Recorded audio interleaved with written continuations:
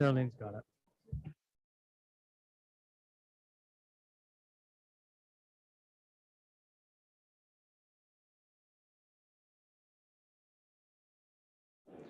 Good evening, everybody.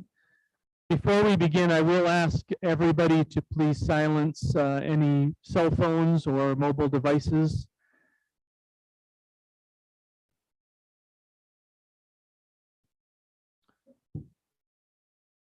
I'll call this meeting to order at 6:33 p.m. by recognizing the traditional keepers of this land and specifically our neighbors of the Alderville First Nation with a formal territorial acknowledgement. We respectfully acknowledge that the municipality of Brighton is located on the Mississauga and Anishinaabe territory and is the traditional territory of the Mississauga. The Council of the Municipality of Brighton respectfully acknowledges that the Mississauga nations are the collective stewards and caretakers of these lands and waters in perpetuity, and that they continue to maintain this responsibility to ensure their health and integrity for generations to come.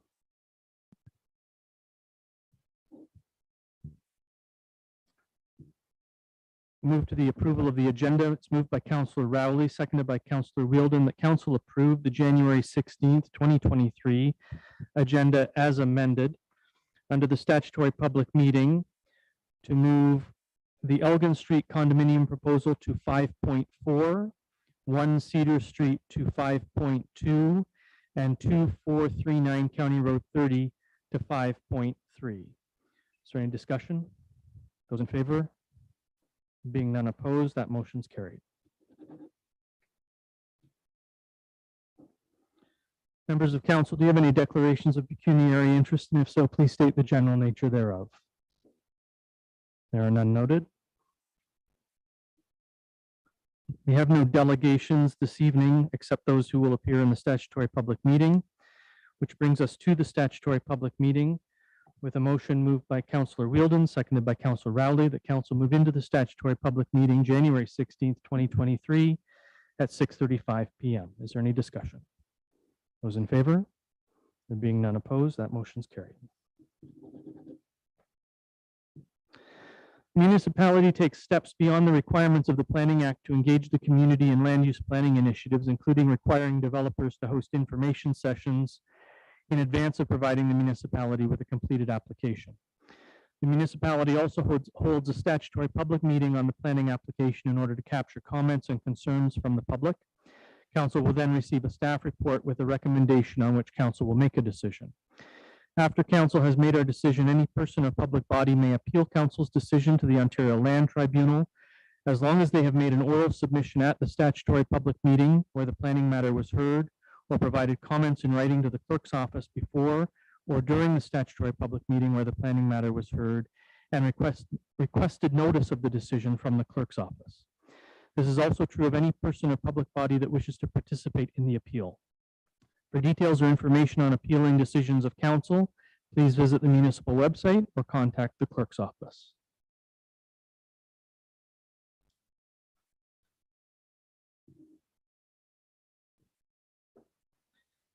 The first item in our statutory public meeting is with regard to 1 Cedar Street. It is a consent application. The applicant is Phyllis Elizabeth Peake. Mr. Walsh, by what method and on what date was notice of the applications given? Mayor and Council, notice of the applications was given by regular mail on December 22nd of the year 2022 to all property owners within 120 meters of the subject property.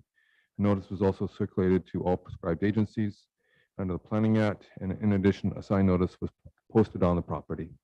Thank you, Mr. Walsh. And would you please explain the purpose and reason for the subject application before council this evening? Mayor and Council, the purpose of the application is a consent application, file number B18-2022.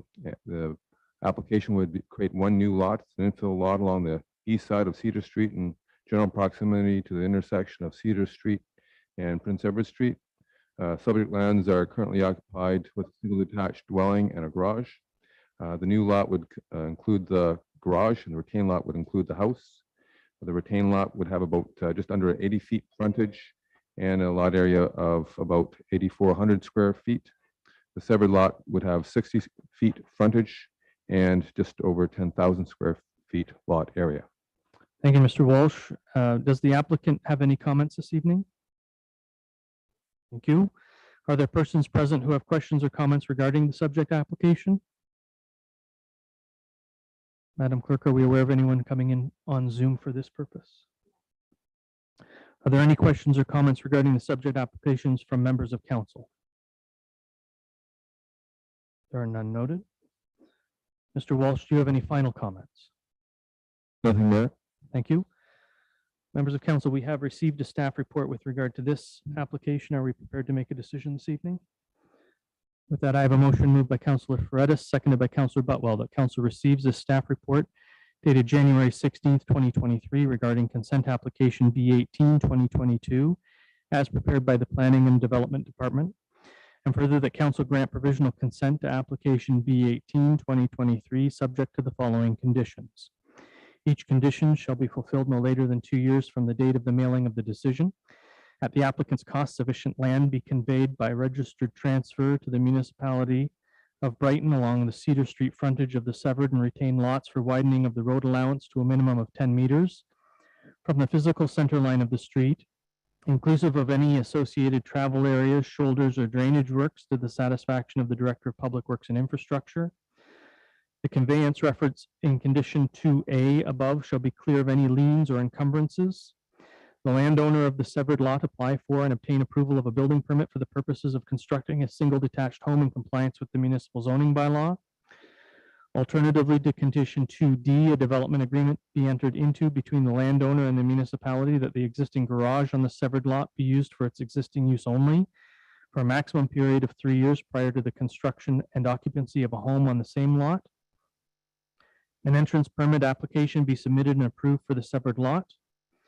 Portion of the existing asphalt driveway on the retained lands to be removed to 1 meter from the property line of the existing driveway serving the retained lot.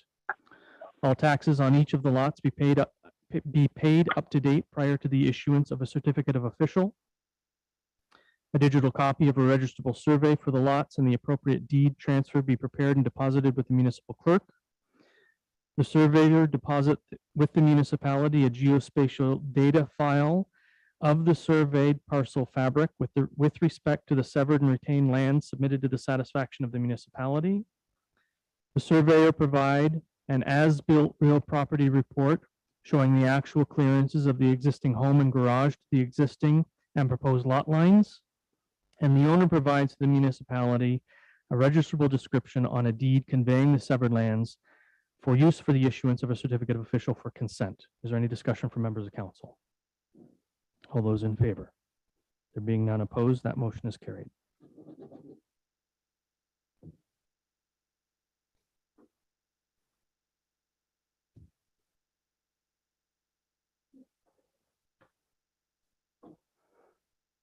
The next item in this evening's statutory public meeting is a consent and rezoning application for 2439 County Road 30. Mr. Warren, by what method and on what date was notice of the application given?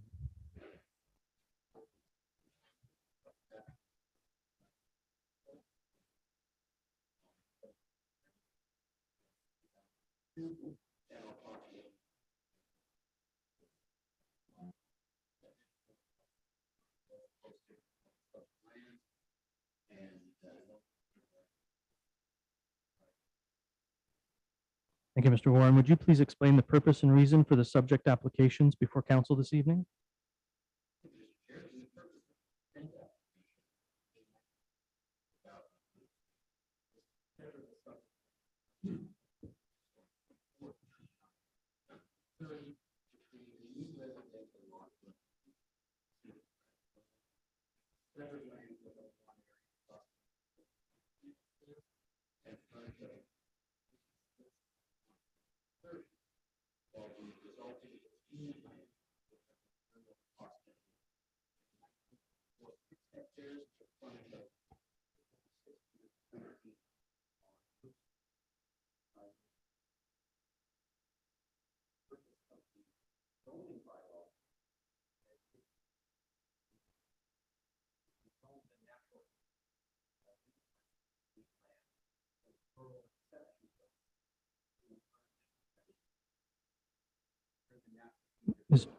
Mr. Warren, I think your microphone has gone off.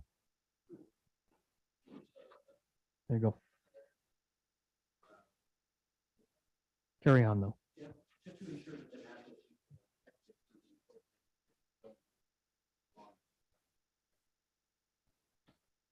Thank you, Mr. Warren. Sorry for interrupting. If the applicants are present, do you have any comments this evening?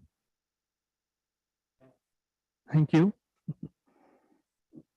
Are there any persons present who have questions or comments regarding the subject application? There are none noted. Are there any questions or comments from members of council? Councilor Wilden. Only to say that I'm very glad to see more lands being protected. Thank you. Thank you. Anything further from members of council? Deputy Mayor Anderson. I'm just glad to see this is getting taken care of tonight, and hopefully we haven't voted yet, but it's been a while since it's to come to council, and I'm sorry that they went through the Hazelwoods went through that. So, Thank you. Anything further from members of council? Mr. Warren, do you have any final comments this evening? Thank you. We do have a staff report before us. Is council prepared to make a decision this evening? We have a motion moved by Councilor Wielden, seconded by Councilor Rowley. The council receives a staff report dated January 16th, 2023 regarding consent application B19, 2022 and zoning bylaw amendment application Z15, 2022 as prepared by staff. And the council grant provisional consent to application B19, 2022 subject to the following conditions. Each condition shall be fulfilled no later than 2 years from the date of the mailing of the decision. That application for zoning bylaw amendment Z15, 2022 is finally approved. That all taxes on each of the lots be paid up to date prior to the issuance of a certificate of official. That a digital copy of a registrable survey for the lots and the appropriate deed transfer be prepared and deposited with the municipal clerk. The surveyor deposit with the municipality a geospatial data file of the surveyed parcel fabric with respect to the severed and retained land submitted to the satisfaction of the municipality. The owner applies to the municipality for and obtains any required entrance permit and civic address and constructs the approved entrance to the severed lands to the satisfaction of the Director of Public Works. The owner provides the municipality a registrable description on a deed for the subject lands for use for the issuance of a certificate of official for consent. And consent file number B19, 2022 shall be completed and the transfer endorsed with the municipal official concurrently with that of consent file B19, 2022. Is there any discussion? All in favor? There being none opposed, that motion is carried.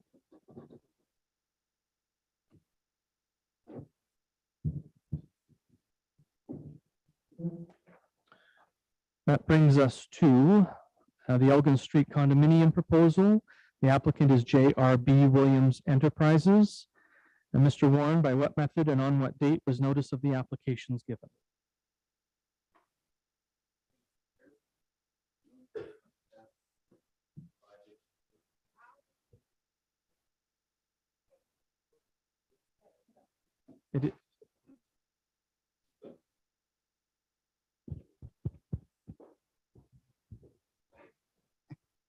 On stage. How's that? That's better. Yeah.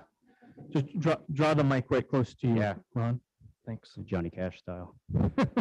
Notice of the subject applications was provided in accordance with the Planning Act by mail on December 22nd, 2022 to all property owners within 120 meters. Notice of the statutory public meeting was also provided through an advertisement in the Brighton Independent on that same date, December 22nd. Additionally, a public notice sign was posted on the subject lands and notice was circulated to all agencies required under the Planning Act. Thank you, Mr. Warren. Would you please explain the purpose and reason for the subject applications before council this evening?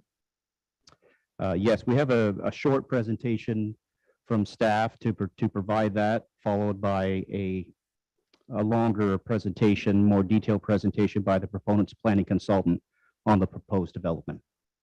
Please proceed. Thank you, Jessica.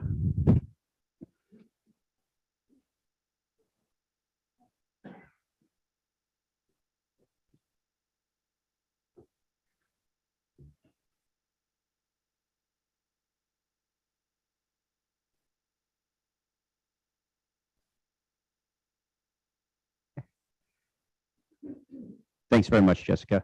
You can actually advance the next slide. I appreciate it. It just goes over the details. Staff from the Municipality of Brighton here today is myself, Ron Warren, Manager of Approvals, and our Director is Paul Walsh beside me. The consultant agent for the project, Kent Randall, will have the presentation following this. Okay. And basically, why are we here? This, as the mayor has noted, this is a statutory public meeting in accordance with the Planning Act. We are here to provide the public with an overview of the proposed development, where we are in the decision-making process, and to provide the public with additional opportunity to provide comments, provide additional information, and ask any questions regarding the proposed development to ensure this type of public dialogue. No decisions are made this evening on the proposed development. Okay. Next slide.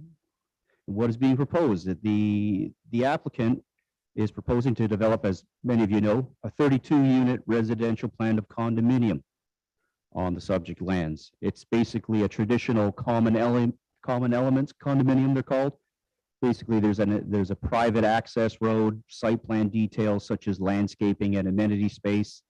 The proposal includes 32 residential units within 8 townhouse buildings, basically 8 quadruplex buildings, with 32 visitor parking spaces and 32 spaces for the individual, actually 64 parking spaces for their private use, 32 for visitor parking use. Okay. Where is it being proposed? As many of you know, we're looking at the subject lands which were part of Lot 33 within the Gosport neighborhood. They're shown roughly there. Thank you. And the subject lands actually consist of 3 separate parcels for a total of just over 2.5 hectares, about 6.5 acres. There are existing residential development in the area. The Presqu'île Yacht Club is just abuts to the east. A portion of the subject lands contain the Presqu'île Bay provincially significant wetland, and there are floodplain and wave uprush areas within the northern portion of that site. Slide. In terms of what has already taken place for public consultation, there was a full pre-consultation process. There was originally a plan to have an on-site meeting. However, COVID restrictions sort of got the better end of that. There was a virtual community open house back in October of 2021, and a subsequent open house here at the King Edward Arena in November of 2021. The complete application that we have before us now was submitted just a few months ago in November. The public, as a side note, can provide comments at any time, as they had during these previous opportunities, anytime prior to the final council meeting. And they can be provided at planning@brighton.ca. May hear that a few times this evening. Next slide, please.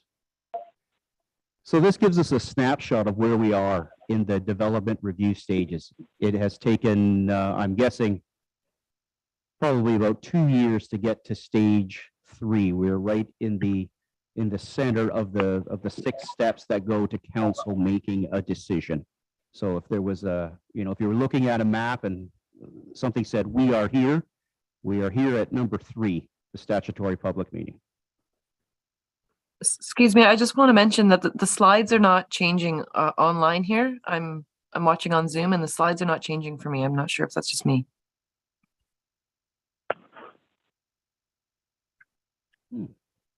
You may have to exit out of the meeting and try to come back in. We think that. Okay.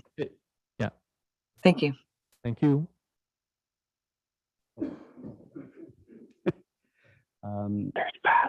Next slide, if you can. Thank you. And yeah, it just again states the purpose of the meeting tonight for the public and members of council, an opportunity to comment on the application. Of course, any member of the public can speak during a statutory public meeting, and it's an opportunity to obtain information and provide comments on the applications. Next slide. In terms of what we actually did receive, there were a number of support documents in support of the subject applications as prescribed by staff to consider it a complete application. We have done that at this point. A number of these support documents are being peer reviewed by experts in those fields where resources aren't available through municipal staff. Next slide. The municipal staff and of course agency staff such as the Conservation Authority, we look at our review of the applications and support documents that were provided on the previous slide based on provincial and municipal policies which are in place, such as the provincial policy statement, the provincial growth plan. There's also a county of Northumberland and municipal official plan. The Municipality of Brighton official plan is of course the key document providing direction of the review of applications such as this when we look at compatibility, density, and building form. The Conservation Authority is particularly using their expertise to look at the environmental impact study, although they certainly aren't the only organization we have looking at it right now, and the engineered drawings to make sure that there are no adverse impacts on the natural environment and to ensure that development is located outside of hazard areas and required setbacks. Next slide. The evolving issues we have identified at this point are primarily the impact on the natural environment, the compatibility with the neighborhood in Gosport today, the adjacent properties and elsewhere, the increased traffic from this development to the existing area, any types of privacy and screening. These are generally site plan issues, and also municipal servicing. In terms of the next steps, the applicant will be required to address the comments provided by staff and agencies. This will very likely lead to a revised submission. Those comments have not been, as I say, those comments haven't been received as of yet, but they are out there being reviewed at this point. The applicant will also be required to provide a summary of how the public comments have been addressed.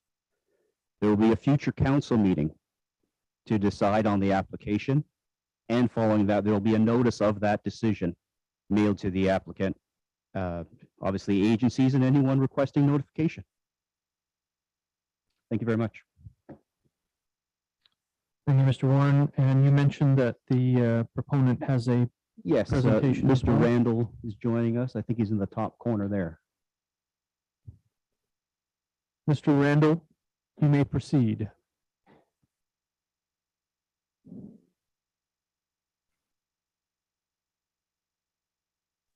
Thank you, Mr. Chair. Sorry, I was trying to find my unmute. And thank you, Mr. Warren, for that presentation. It did cover a couple things that I was going to talk about, so that should cut down on my time, which I'm sure everybody will be pleased about. As Ron had mentioned, what we're proposing here is a planned condominium, and I'm going to go over the details and try not to repeat too much. But I'll go into a little bit more detail in terms of the components of the development and what's being proposed, and then also just talk about a little bit about the site. So my name is Kent Randall. I'm the principal planner at EcoView Consulting. We are the planners and agent for the applicant. I'm sure some of you might remember me from the open house sessions that we did back last fall, or fall of 2021. So just briefly, the proposal, as Ron said, Elgin Street East, and I'll show a couple maps and plans in a second. Ron mentioned the standard condominium with pump elements, so that's basically people would own, those who aren't familiar with condominium, is that people own the unit itself. And then essentially everything else around the unit, so around the townhomes, are considered to be a common element in that condominium. So the condominium corporation owns those elements: access road, the landscaped areas, lawns, driveways, and that sort of thing. Proposal, as Ron said, eight townhome buildings, each with 4 units for a total of 32 units. Most of them are 3 stories. There is one 2-story.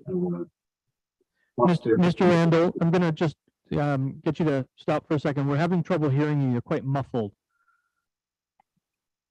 Okay, is this better? Can you hear me now? That is better.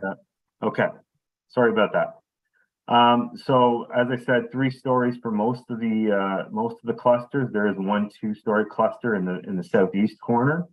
2 parking spaces per unit, and that includes the space in the garage, plus 32 visitor parking spaces. And that was something that we had adjusted prior to our formal submission, after we'd heard some comments about there people potential issues with parking on the streets. So we wanted to provide as much parking as possible on the site. It will be, as I said, because it's a condominium, it's a private road that provides access to these units.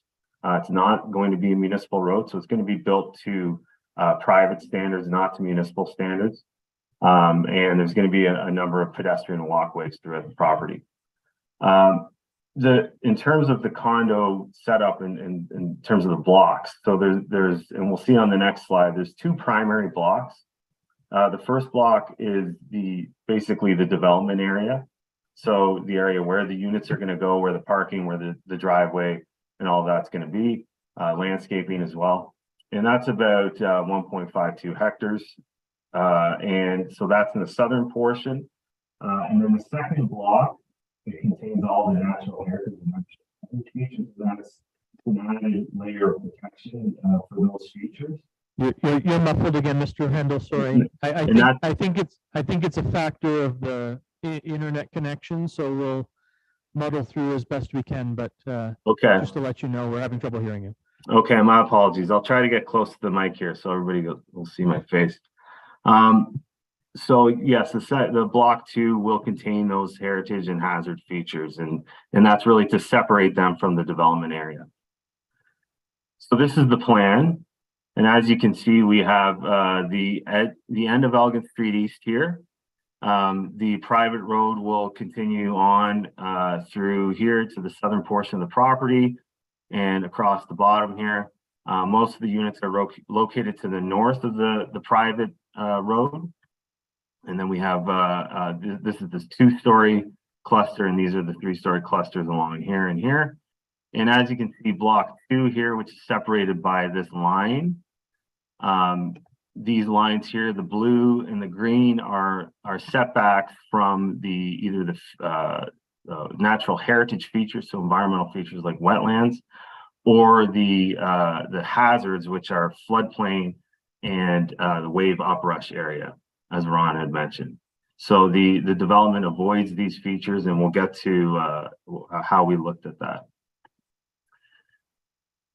So I won't go into too much detail here, but as Ron had said, about 2.5 hectares. There's mostly residential development around the site, the Presqu'île Yacht Club to the east. The Presqu'île Bay Provincially Significant Wetland is located to the north, and there's also an unevaluated wetland on that northern portion of the site. And as I had said, floodplain and wave uprush area as well, which are the considered natural hazards. Here is a site location just showing where the subject lands are. It is actually comprised, as Ron said, of three properties. So required applications, we have submitted a plan of condominium application and a zoning bylaw amendment application. The plan of condominium facilitates the division of the blocks and the establishment of the ownership tenure of the units, as well as the common elements. And then the zoning bylaw amendment is required to rezone the land. So right now, they're a future development zone, as well as an EP1 zone, which is in the northern portion and coincides with those features. And so the intent is to rezone that southern portion, that block 1, from the FD, the future development, to an R4, and it would be an exception zone because there'd be a couple of site-specific exceptions that we would be requesting. And what that means is that they're specific to the site in terms of setback or a lot regulation or lot provision. And as Ron had said, we submitted in the fall, and these were the supporting studies. Ron had showed those already, and as he had said, they're currently being peer reviewed. So why did we choose this location, or why did the applicant choose this location? It is located in Brighton's intensification boundary, and this is an area, this is identified in the municipality's official plan. Ron had mentioned the official plan being sort of the most important document when reviewing these applications. The growth plan, another document that we look at from the province, requires that Brighton accommodate 42% of its growth within that intensification or that built up area. So it's something that is a focus of growth. It's within an area that's a focus of growth. The studies that we have undertaken have determined the exact location of the constraints that I mentioned before. So those natural heritage features are in the hazards. We've had biologists, ecologists go out to the site. They've reviewed it, they've studied it, they've looked at where the location of those constraints are, and we provided accordingly setbacks from those features. Townhomes in particular are a good alternative in terms of providing a little higher density without sacrificing too much of neighborhood character and that sort of thing. And so it's something that can assist with achieving those intensification targets or those density targets that I had mentioned. And the lands are designated residential, so they have been identified. They have a land use designation that allows up to 30 units per hectare, and the proposal as it stands right now constitutes 22 units per hectare. And this is just an excerpt from the official plan, so it shows you the designation. You can see that beige color to the south, which essentially coincides with the block 1. That's the residential designation. The green is the environmental protection designation, which we are staying away from. And the intensification boundary is shown in that bright red line. So in terms of considerations, I'd mentioned that we have studied these features. They were part of an environmental impact study. As Ron said, that report is being peer reviewed by both the Conservation Authority and a peer reviewer that the municipality has retained at the applicant's expense to review the report. So as I said, that single block 2 will contain all of those features, and that entire block 2 will keep that environmental protection 1 zone that I had mentioned. It's going to stay on that block to ensure that it's protected. The EIS did note that there's potential for SAR habitat, SAR being species at risk.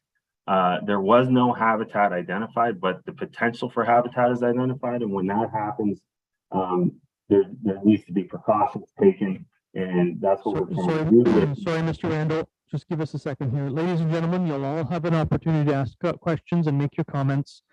Let's let Mr. Randall finish what he has to say, and then it'll be your turn, I promise. Carry on, Mr. Randall. Okay, thank you. So again, that block 2 is intended to protect the potential for that habitat. And then in addition to that block, there's also an additional 3-meter setback from the block, which would coincide with the zone, of course. And that's to ensure that the buildings are not constructed right to the setback limits and that there's space in between. So this is just an excerpt from a map from the EIS, and it just shows where those features were identified. And you can see the field verified lines on there. And again, there's the PSW, so the provincially significant wetland. There's an unevaluated, field verified, unevaluated wetland that sort of comes in, and you can see where it comes in. It's essentially would be part of that PSW. So we provided a 30-meter setback, which would be typical for PSW from that unevaluated wetland. Ron had mentioned the public consultation, so I won't really go into too much detail here, but we did, of course, undertake the 2 open houses. And as he had mentioned, this is part of an ongoing process. And that is it for me. So I'm happy to answer any questions that. Thank you, Mr. Randall. So I'm about to open the floor to questions from members of the public, but before I do so, I will ask the public, I won't stop anybody from asking any question or making any comment, but if your comment has been made or your question has been asked and answered, I would ask you that you consider not, just in the interest of time, not repeating it. If you really feel it's important to do so, you may. I'm not going to stop you. This is a statutory public meeting. You're allowed to do so. But I just ask you for that consideration. I also have a list of people who have asked to provide comments and make presentations. So I'm going to go to that list first, and then we'll open the floor, open the comments to the floor, and then open the comments to the people who've joined us on Zoom. So the first on my list is Tom Hashem. Did I say your name right, Tom?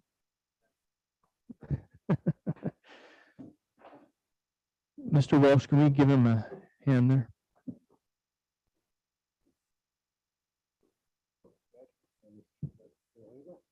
Okay, is that good? Thank you. Can you hear me? Yeah. I have a prepared speech and slideshow. I have to make a couple comments first, although it's very short. Can I ask how many people here are here for this development? Hands up, show of hands. Pretty much everybody in the room. And can I ask how many are opposed to the development? That's pretty much everybody in the room. That's not part of my prepared speech. I was just curious.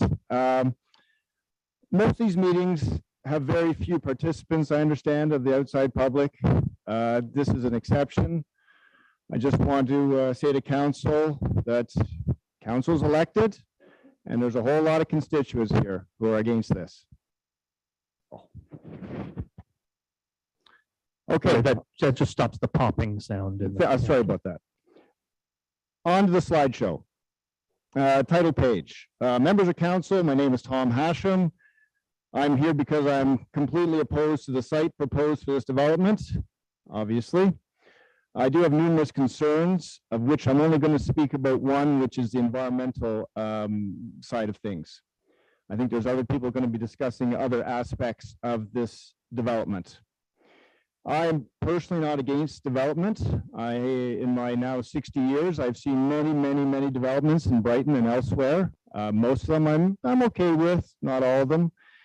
This particular development, I find to be, I have no other word except egregious and unacceptable and not suitable for this environment. And developers, they do what they do, and that's fine. They're in business to make money, which is entirely fine. I just feel this particular development is, they're not helping the local community at all.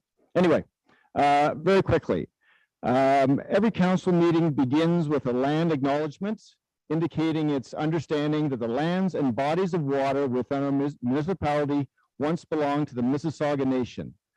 On the municipality website, the same acknowledgement recognizes the Mississauga Nation as the collective stewards and caretakers of these lands forever, and their responsibility is to maintain the health and integrity of these areas for generation to come.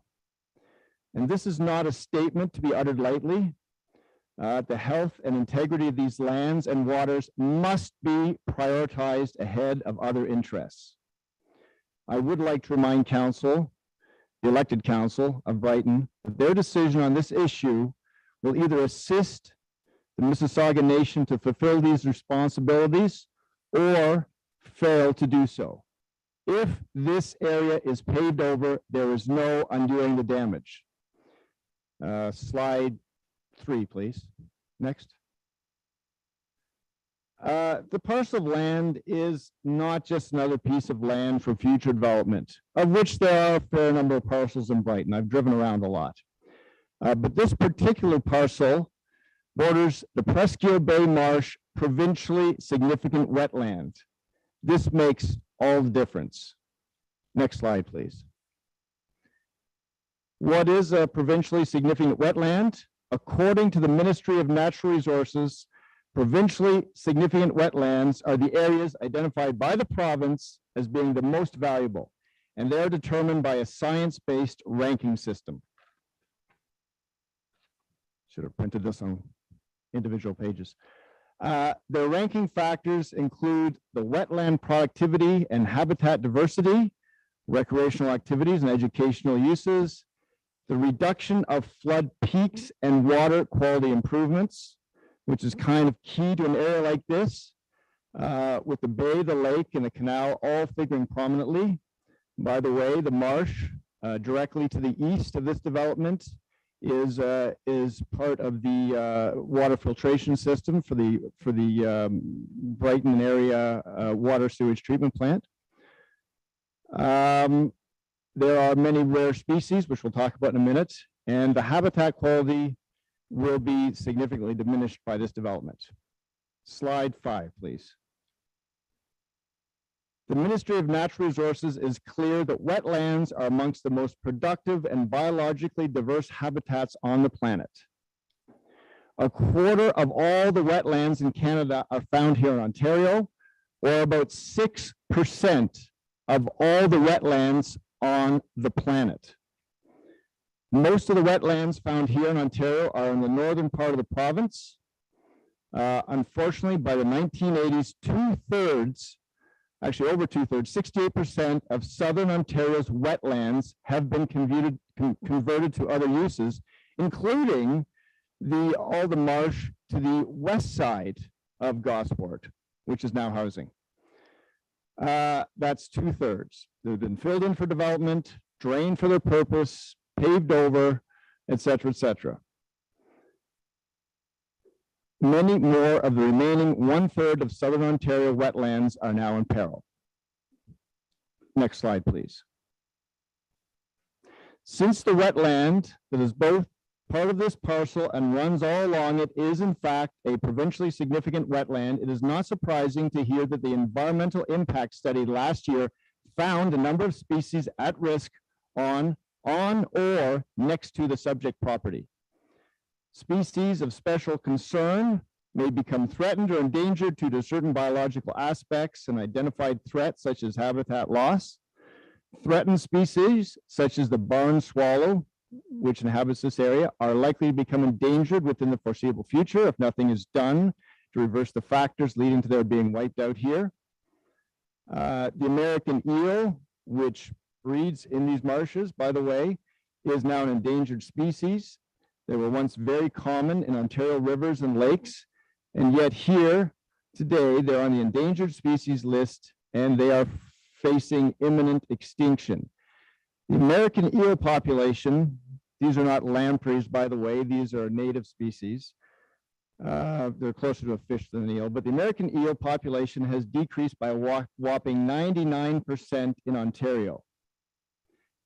And yet they make their home in this provincially significant wetland. The American eel, by the way, is a type of fish that commutes to the Sargasso Sea and back again, if they have a place to commute back to. A population decrease of 99% Ontario. All right, and okay, the Endangered Species Act provides automatic species and habitat protection for both endangered and threatened species. Let's keep this in mind, as part of the parcel in question is zoned environmentally protected for a reason. Next slide, please. There's a list of various species, some of which are special concerned, some are threatened, some are endangered. And the American eel, probably the most endangered of all. There's a, next slide, please. This whole section of monarch butterflies. They commute through southern Ontario en route to Mexico. Next slide, please. I think this is very important. The another next slide. The hydrologic function of the wetlands must be protected for them to work properly. Yet I haven't seen anything in the documents that references a hydrologic study to ensure that. How will the ongoing vibrational energy affect the root structure of the aquatic plants? Quinte Conservation Watershed requires such an evaluation. Is one required here, I'd like to ask, to ensure the continued health of the wetlands? If possible, if we could check into that, that would be great. Next slide, please. Not rezoning this parcel of land is the responsible thing to do. Please leave it as it is currently zoned, or maybe consider purchasing it from the developer and designating it an Indigenous heritage site, given the archaeological artifacts found there dating back over 1,000 years. Or maybe install a boardwalk similar to the Marsh Boardwalk in Presqu'île, or maybe both.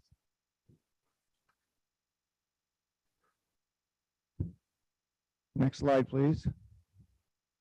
Sorry, I'm reading and the slides don't quite match up. I may have missed a page. Sorry, I missed a couple pages.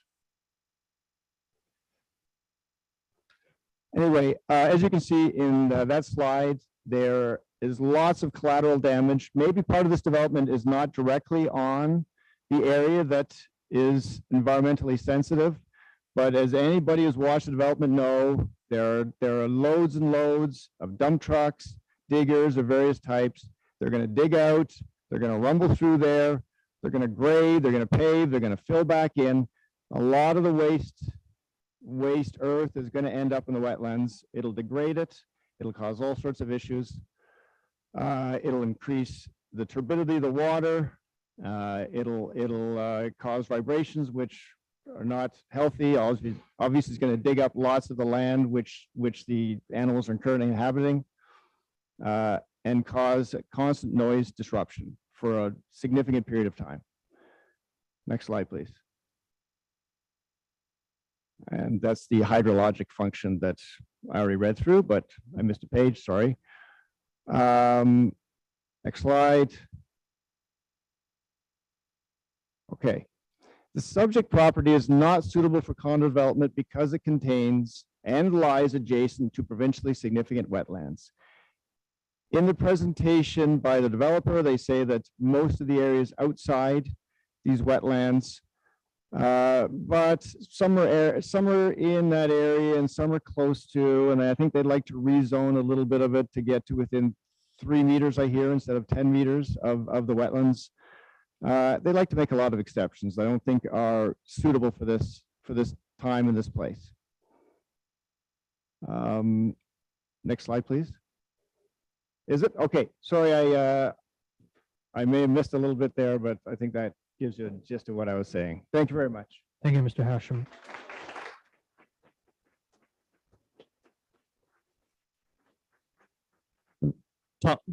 Tom, have you provided those comments or that slide deck to staff? Yes, we have. Thank you. The next presenter is Suzanne Scanlon.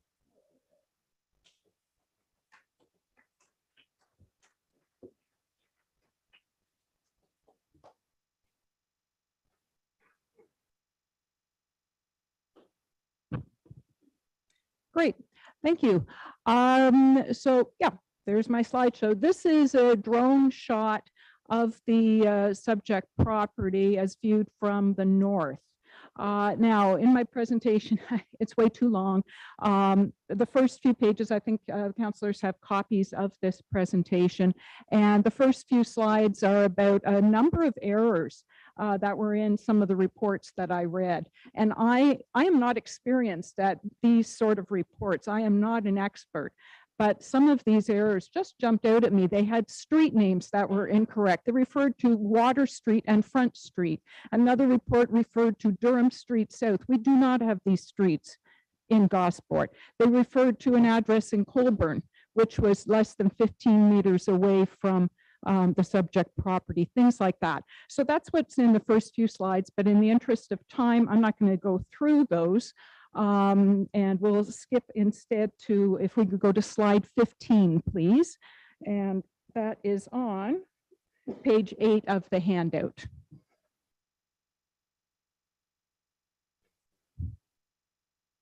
I'll get, oh, maybe back one. Okay. Yeah. So with all the mistakes that I was seeing in these reports, I was actually really quite horrified because this is the simple stuff. And we're trusting that the people who prepare these reports and the people who approve these reports are doing their job properly. And they miss easy stuff. And how do we trust that they're doing the hard stuff correctly? So that's my concern, and that's why I itemized a lot of the errors that I found. So getting into some of the deeper concerns that I have, in the environmental site assessment done by Cambium, on page 9, the weather during the site visit was overcast and cold. Visual observations of ground surfaces were partially obscured due to snow. Well, if your information is going to be obscured by snow coverage, why on earth would you choose to go then? Why would you not wait until it's melted? That makes no sense to me. It looks to me like they didn't consider it important enough to be able to see properly. And these are pictures from the report. Next slide, please. Apparently this table moves. These the pictures on the next two slides were apparently taken on December 7th, which was a Tuesday. Now, I don't know if you can see any details here, but if you were to get up close to these pictures, you'd see that there are recycling boxes put out. Not on a Tuesday. No. Next slide, please. Oh, there we go. This is a picture down Elgin Street East. Now, I don't know why they're saying it's December 7th, and I'm pretty sure we did not have recycling pickup that day in 2021. And I'm pretty sure our neighbors did not all make mistakes and put their recycling boxes out. But I just can't help wondering what's going on with these errors. Next slide, please. Now, in the geotechnical investigation report on page 4, they mentioned that the natural moisture content ranges from 35.3% to 63.8% based on the borehole studies of the 7 boreholes that they made. I am not a geophysicist, a geologist, anything like that. That seems like a really high moisture percentage. One thing I should mention, Cambium, who did the geotechnical investigation report, did 7 borehole studies, but are claiming that, oh, sorry, let me regroup that one. Earlier in their report, they commented about 7 buildings total. They did not, they were not aware that there are actually 8 buildings that are part of this proposal. So they did 7 borehole studies, but they seem to have missed doing a borehole for that 8th building that they didn't even know about. I have concerns about that if they don't know how many buildings there are going to be. On to the next slide, please. So as part of the building process, there's going to be a lot of topsoil, organic fill, and so on removed from the subject property because there are 8 buildings and it is to be excavated down to the bedrock. And so I can't help but wondering how many cubic meters of the material needs to be removed. How many trips up and down Elgin and Price and Baldwin and Harbor Street will this require? How much disruption will there be to the local wildlife as a result? How much damage to the roads, the pipes, the infrastructure will this cause? This is a lot. It's a lot of soil to be removed. Next slide, please. So on page 11, they talk about groundwater seepage, which may be encountered during excavations. And it can be controllable with filtered sumps and pumps. Pumping rates should not exceed 50,000 liters a day or 400,000 liters a day. That sounds absolutely huge to me. Where is all this water going to go? I'm imagining that they're tempted to just pop it right into the marsh, but that's going to disrupt the ecosystem there. Right, so I have concerns about that. On page 11, it's recommended that construction excavation should be avoided during the wet or spring seasons to reduce the need for extensive or proactive dewatering. Well, you're going to hear a little bit later in another presentation about other limitations that are going to be cropping up due to the wildlife and the need to protect them. Next slide, please. There's going to be vibratory compaction equipment. What study has been done to determine the impact of vibrating compaction equipment on the local wildlife here? I haven't seen any reports on that. And then in Appendix B of the 7 boreholes that were done, 2 of them for some reason didn't have a grain size distribution chart, and I don't know why. I thought that was odd. Next slide, please. 2 of the concerns that the province has these days with building developments that are going up, they want more affordable housing. You'll notice that this does not apply to this build. It's not going to be considered affordable at all. Also, one of the concerns of the province is for accessibility for people with disabilities. Again, this does not apply. Not a concern, just not on the radar. Next page, please.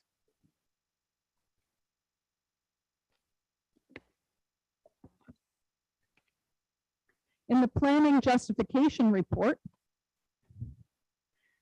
you'll see about halfway down, it says the proposed 30-meter setback from the wetland features will provide adequate mitigation for the potential habitat. This is referring to the species at risk. Well, I don't know about the rest of you, but I was not raised to be adequate, and I was raised to not accept adequate.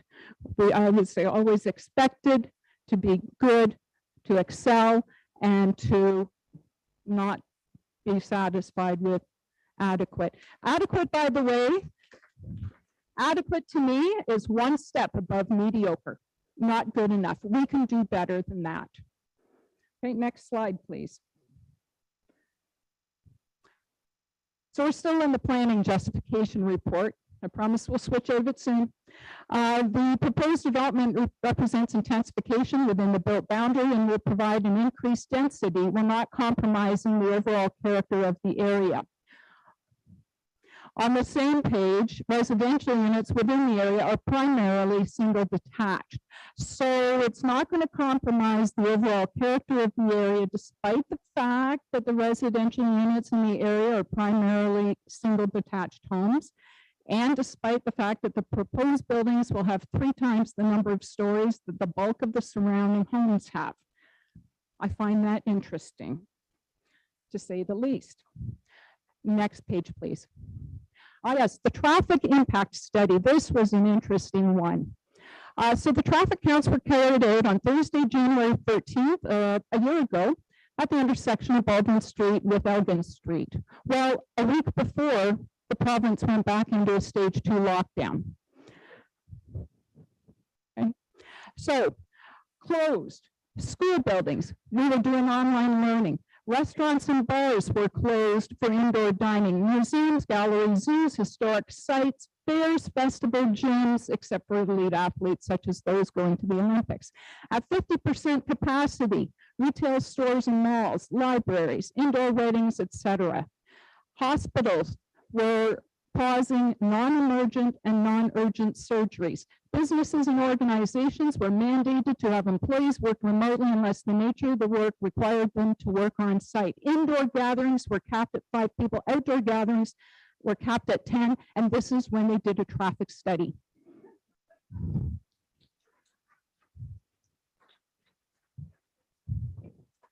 And in the dead of winter. Nobody's going anywhere. Next page, please. Now, one of the things I did, and this was an easy one, I counted the number of driveways on Elgin Street East. There's 16 of them. Well, technically 15, but 2 homes share a driveway, so 16 households feed onto Elgin Street East by driveway. With the condo development, there would be an additional 32 driveways feeding onto it. That's going to triple the number of driveways on Elgin Street East, which would pretty much triple the number of cars using it. I think it's actually going to quadruple the number of cars using it, and I'll be getting to that in a few minutes. Do the predictions in the study, flawed though it is, take into account the fact that Brighton doesn't have public transit. And if people, we know this, if people want to get anywhere that isn't walking distance, they're using their own vehicle. And so we cannot just hop on a bus and alleviate some of this traffic. We're driving, or we're cycling, or what have you. Next page, please. So the data in the traffic impact study was reported for that date from 7 till 10 in the morning and 3 to 6 in the evening or late afternoon. However, the data collector was observed to be sitting in his truck for about 12 hours and left only to go get lunch. Why wasn't the rest of the data recorded or shared? This doesn't make sense.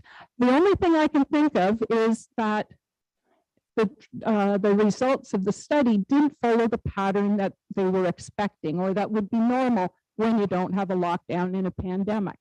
Normally, you would have a peak, the beginning of the day as people head out to work, and it would be settled down, and then you would have a peak at the end of the day as people are returning from work. However, we didn't have work to go to, many of us. And so it was probably scattered all over and did not fit the pattern that was expected, and therefore was not shared. That's my best guess, because otherwise it doesn't make sense. Next slide, please. All right. Now, for those of you who have a paper copy of this, I added a little bit more. I was in a bit of a time crunch when it came to submitting this. So one of the things that's mentioned in the traffic impact study on page 8, it says, quote, to the south, would help if I could read. To the south end of the road is visible. So this refers to standing at Elgin, looking down Baldwin. So I went and took a picture on Thursday morning just to see if I could actually see the whole road down to the end of Baldwin. And what they say in the report is actually accurate.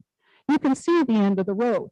However, you're missing part of it between the crest of the road and the end of the road. If you have a good look at the picture, you can see where the yellow line goes up, and you don't see it again. You see the stop sign at the end. Okay, so I have concerns about that, result from the traffic impact study. Next slide, please. And I apologize for the smaller print. So I started looking at the layout of the floor plans and how that was going to impact who would buy it and how many cars and how much traffic there would be. So 7 of the buildings are 3 stories. There's one bedroom on the first floor. That's where the garage is. There's no bedrooms on the second floor.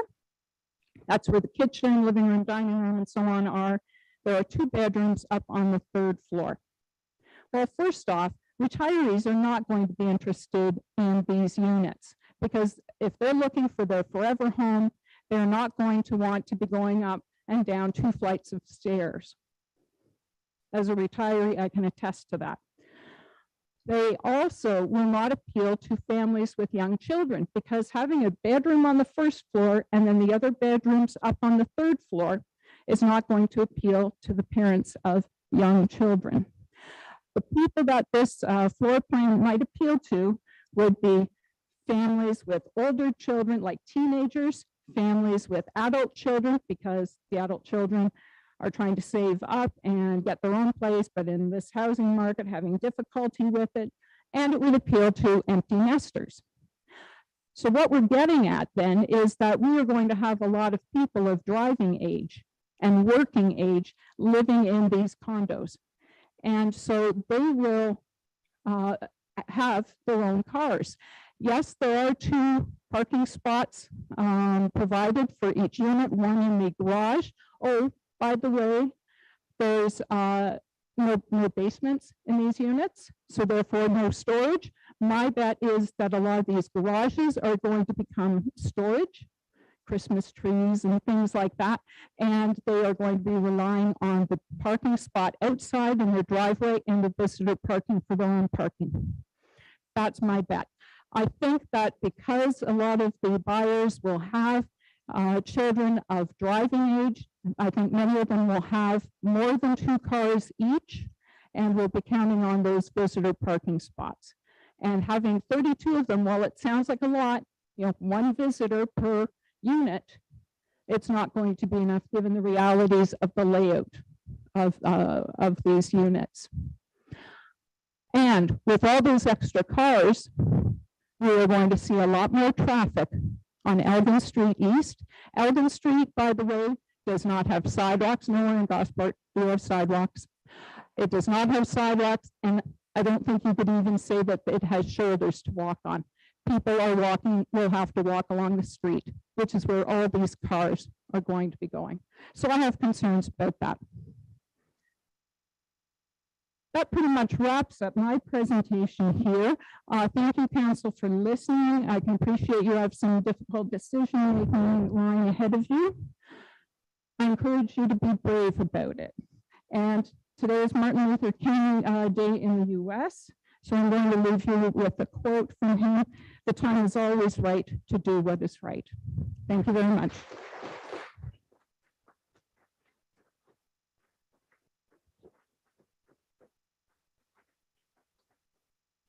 Thank you, Ms. Scanlon. I know that we have your PowerPoint presentation. Obviously, we watched it. Have you asked your questions in writing to planning staff as well? No. Okay. The planning@brighton.ca. Thank you. The next presenters are Rob Arbuckle, John Crow, and Colin Alston. Gentlemen.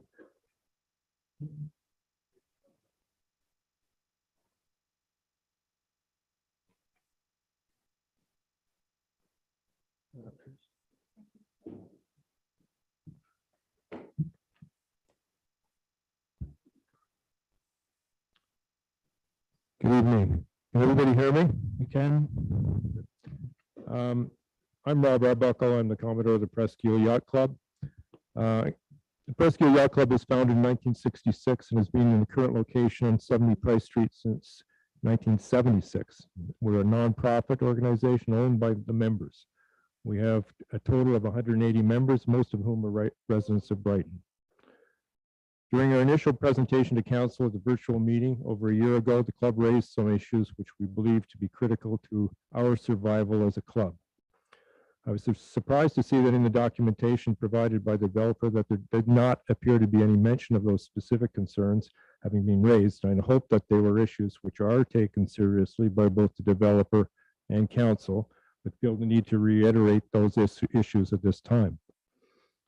Our first major concern for the club is the potential impact on us that such a large number of new residents will have on adjacent properties. Diagrams show that at least one of the buildings will be extremely close to the property line. It's reasonable to assume that many of these new residents may be persuaded to purchase these properties, not only because they have a scenic view, but perhaps with the thought that their proximity means easy access to water.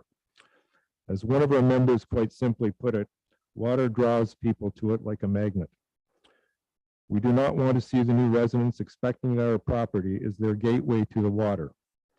We've enjoyed the tranquility of this property for 50 years and do not want to see an incursion of pedestrian traffic for a variety of reasons, not the least of which involve safety, liability, privacy, and concerningly possible property damage.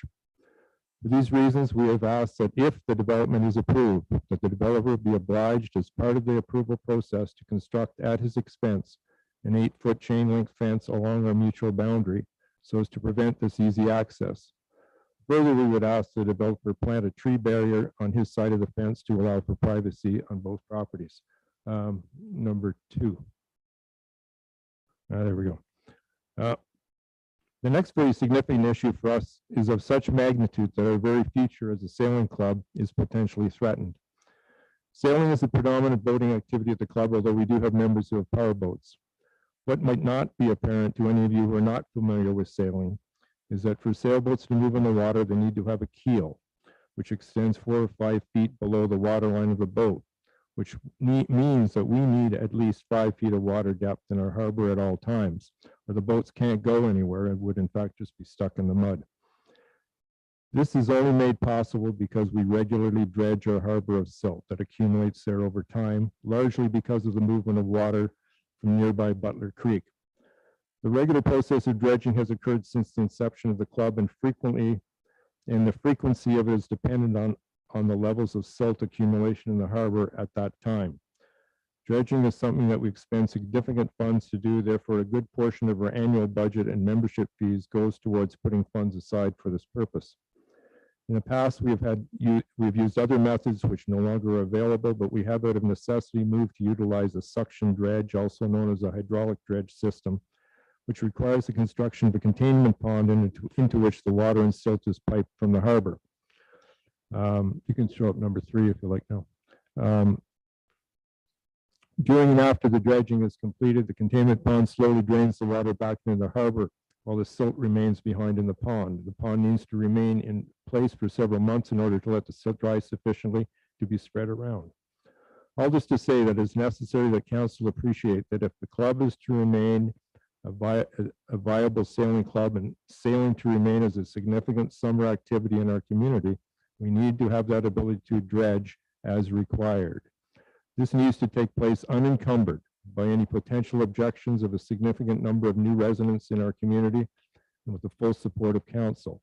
Not only should council commit to protect our ability going forward to continue to dredge in this manner, but it should be incumbent upon the developer in his sales agreement with the new buyers to make them aware that there will be this containment pond every few years on the adjacent property, which may not be pretty to look at, but necessary for us to continue to function as a sailing club.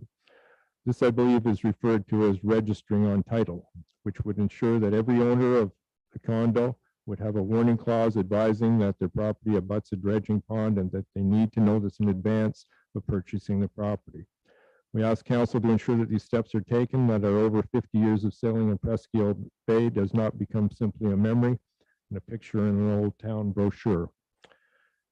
As I noted in my last presentation, part of the reason the club acquiring the additional piece of adjacent property some years ago was to allow a place to store the dredging material as well as to have a place to build a containment pond. I note the developer's report assumed that we had deposited our past dredgings on what is now his property. For the record, that conclusion is not valid. It had been a previous owner of the property who removed some of our dredging material by mutual agreement and deposited there.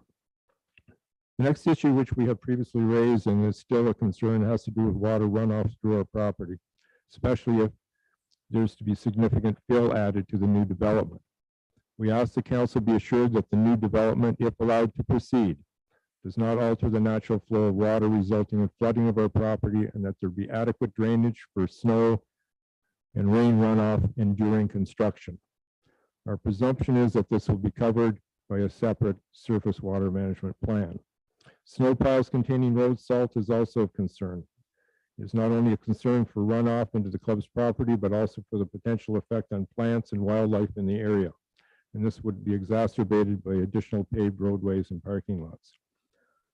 As we've discussed and read more about this proposal in this past months, it is clear to us that over and above the yacht club's specific issues, there are significant concerns which the club shares with the rest of the local community. It's clear this development is not something that many individuals want to see here. The height of the complex clearly does not fit in with the existing community, nor does the density of the condo population in the small rural area. Should not, in our view, be considered a low density as was described by the developers. It's been reflected by others. Clearly, the current proposal does not fit in with the character of the neighborhood. The proposal is clearly not planned to be affordable housing, and as was conceded by one of the developer's agents at a previous open house. The intended market of these condos has not been made clear and really should be to council and to all of us here. We seem reasonable to assume that the intended market is for people from the Greater Toronto area who will be seeking more reasonably priced accommodation and probably a water view, or maybe, as we fear, water access, as I mentioned earlier. As has happened in other nearby areas, it is likely that some units will be purchased by investors. Will there be limits to what type of rentals the investors will be allowed? If a number were to become Airbnbs, this would pose additional concern for residents, PYC, and the sanctity of the marshlands. Put up number 4, if you like.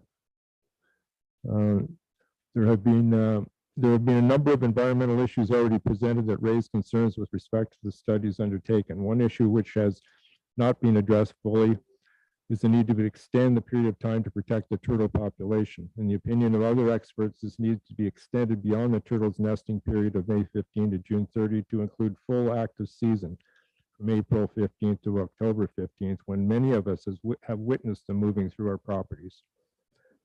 The impact on the lighting and noise and the wildlife should also be of concern.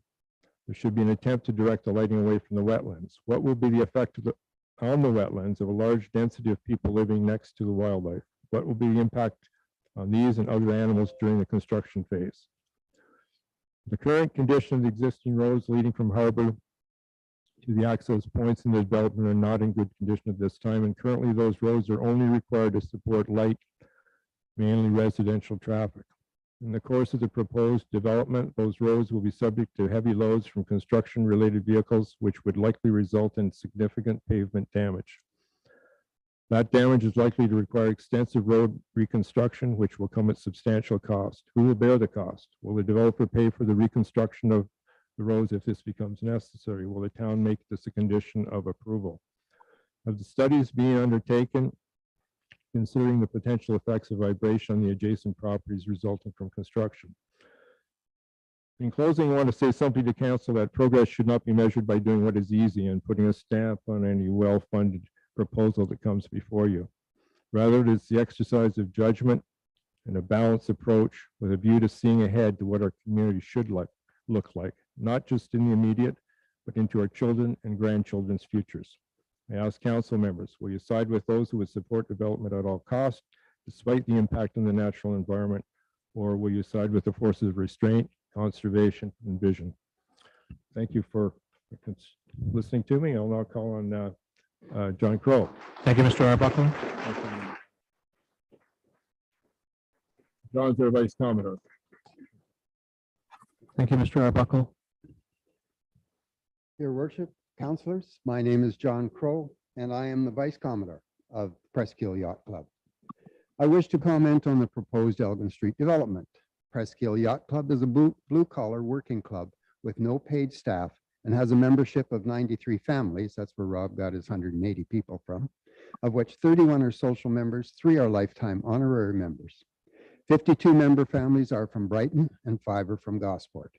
Most of the rest live within 1 hour of Brighton, and those with year-round homes further away are summer residents. Next slide, please.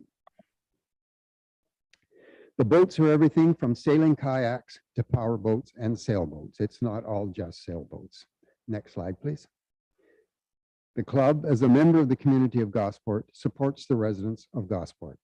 As most of the several areas of concern have been brought forward by other speakers, and some more will be, I wish to speak to the Phase 1 Environmental Site Assessment, the ESA, and to bring forth the concerns that affect the club directly. Slide, please. The first concern is that the developer conducted a Phase 1 Environmental Site Assessment based on a single walkthrough on December 7th or 9th, 2021. In the words of Mr. Matt Fagan, the unaccompanied individual conducting the site visit, the weather during the site visit was overcast and cold. Visual observations of ground surfaces at the site were partially obscured. This is section 4.2. Mr. Fagan's qualifications are not listed, yet 2 others, a technician and a project manager, are. Since much of this section 4 and its subsections are based on visual observations, with the caveat that although the ground surface was snow covered at the time of the site visit, limiting exterior observations, it is felt that a site visit should have been conducted during spring, summer, or fall when ground surfaces are not frozen and snow covered and may be observed accurately. At least a quick visit during the spring to confirm the conclusion should have been conducted. Section 4.2.7 talks about sumps, drains, pits, and lagoons. No sumps, drains, pits, or lagoons were observed during the site visit. Correct. There was nothing observed during the site visit. Next slide, please. But a silt settling pond is built right next to the property approximately every 5 years to accommodate the required dredging to keep the harbor usable. Next slide, please. There is where the pond is. And I had to outline it because the outline is there if you're concentrating on the field view. When this was mentioned to an individual contracted by the developer, he was taken aback by the knowledge of the pond, but nothing was mentioned about it. Next slide, please. See, you can see the outline of the pond in their own map. Next slide, please. Section 4.2-10, fill. Small fill piles were observed on the south portion of the site. The client indicated that the fill material is associated with the dredging activities completed by the Presqu'île Yacht Club, which is reportedly completed every year. First, the dredging takes place every 5 or more years. Some dredge material was taken by the previous owner to be used as fill if required, as he was hoping to build his own residence and a couple of single-family homes on this site. The fill in question that was provided by the club was dredged in 2011 and tested to ensure that it could be removed from the club's property. The previous owner took possession of the soil in 2012. The sediment meets Table 1 standards of the Soil, Groundwater, and Sediment Standards for use under Part 15.1 of the Environmental Protection Act. The soil is suitable for use on residential, parkland, industrial, or commercial land. However, the previous owner was subsequently told he could not build his home on this land. All the fill on the property does not come from the yacht club. Slide, please. Section 4.2.12.7, radon, etc. Our area for radon potential is listed as Zone 1, the highest, not higher, the highest potential for radon gas. Radon is the #1 cause of lung cancer among non-smokers and the second highest cause of lung cancer overall. Next slide, please. The ESA report states that the risk of radon in the Gosport-Brighton area is low, as the Halliburton-Kawartha Pine Ridge Health Unit reported only 6% of the residences in the unit reported radon levels exceeding the Canadian standard. There are only 98 residences in the entire health unit tested for this report. An area from Port Hope to Brighton to Trent Hills to Kawartha Lakes and on to Halliburton. There was no breakdown of where the higher levels were. The report is a Health Canada publication titled Cross Canada Survey of Radon Concentrations in Homes, final report dated 2012. This report was included in a CAREX paper in 2019, which is referred to in this. CAREX is carcinogen exposure. It is a department of the School of Health at the University of British Columbia.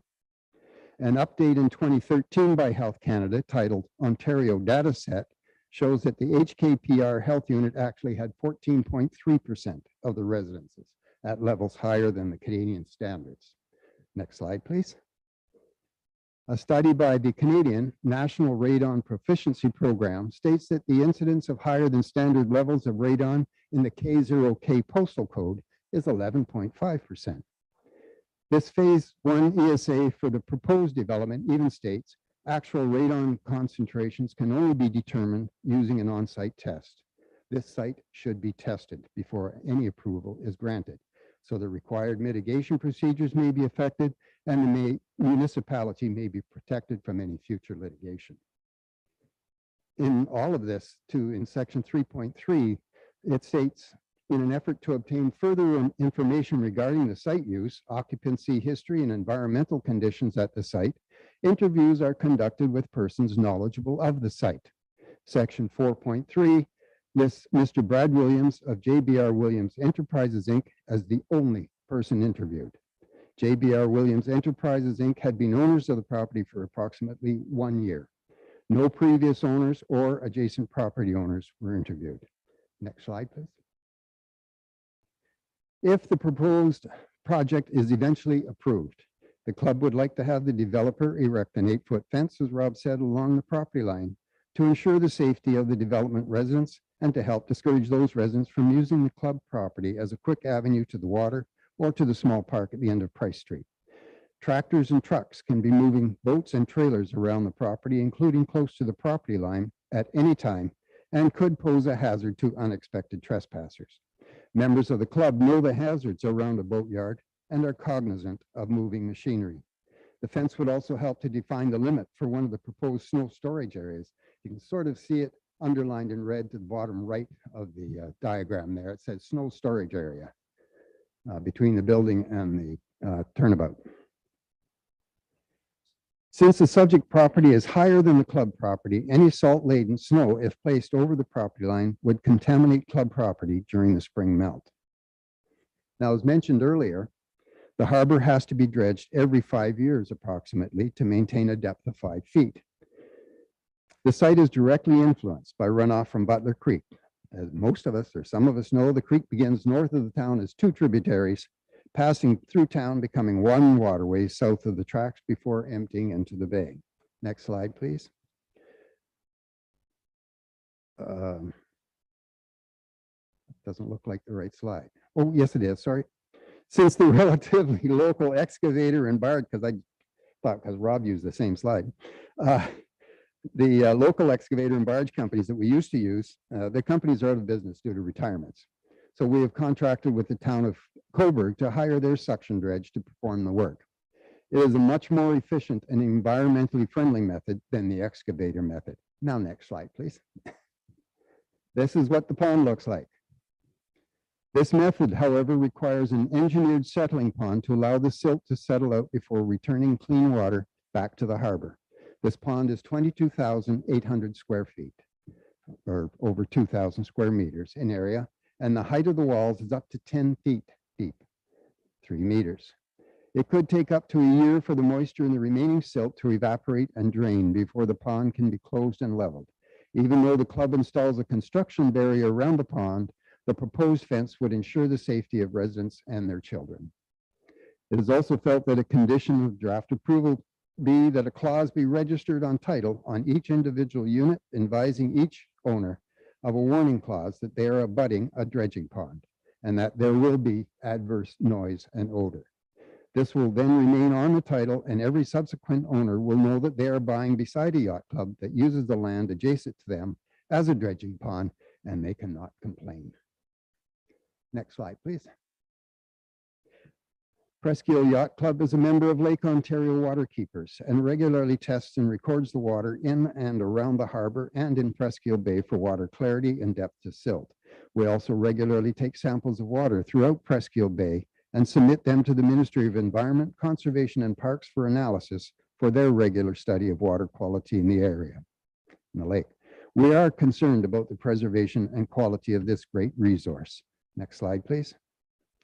It is strongly suggested that perhaps this environmental site assessment contains missing information and errors and should be redone. I would now like to introduce Mr. Colin Alston, who has a little expertise in the geotechnical side of construction and roadways. I thank you. Thank you, Mr. Crowe.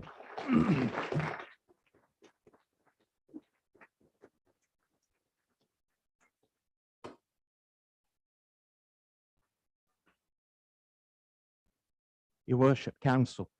I'm Colin Alston. I now live in Brighton and I'm a member of the Yacht Club. Also, for the record, I'm a designated consulting engineer specializing in geotechnical engineering. And I have nearly 60 years experience in it. I'm now your local geotechnical engineer. There are some aspects that I'm going to address, and I'm going to address only the geotechnical aspects. If you think I'm getting a bit technical, then please stop me and ask me. When I look at the traffic impact study, and again, I'm just looking at the geotechnical aspects of this. If I were going to look at some of the design aspects of the roads, this is Harbour, Baldwin, Elgin, and Price.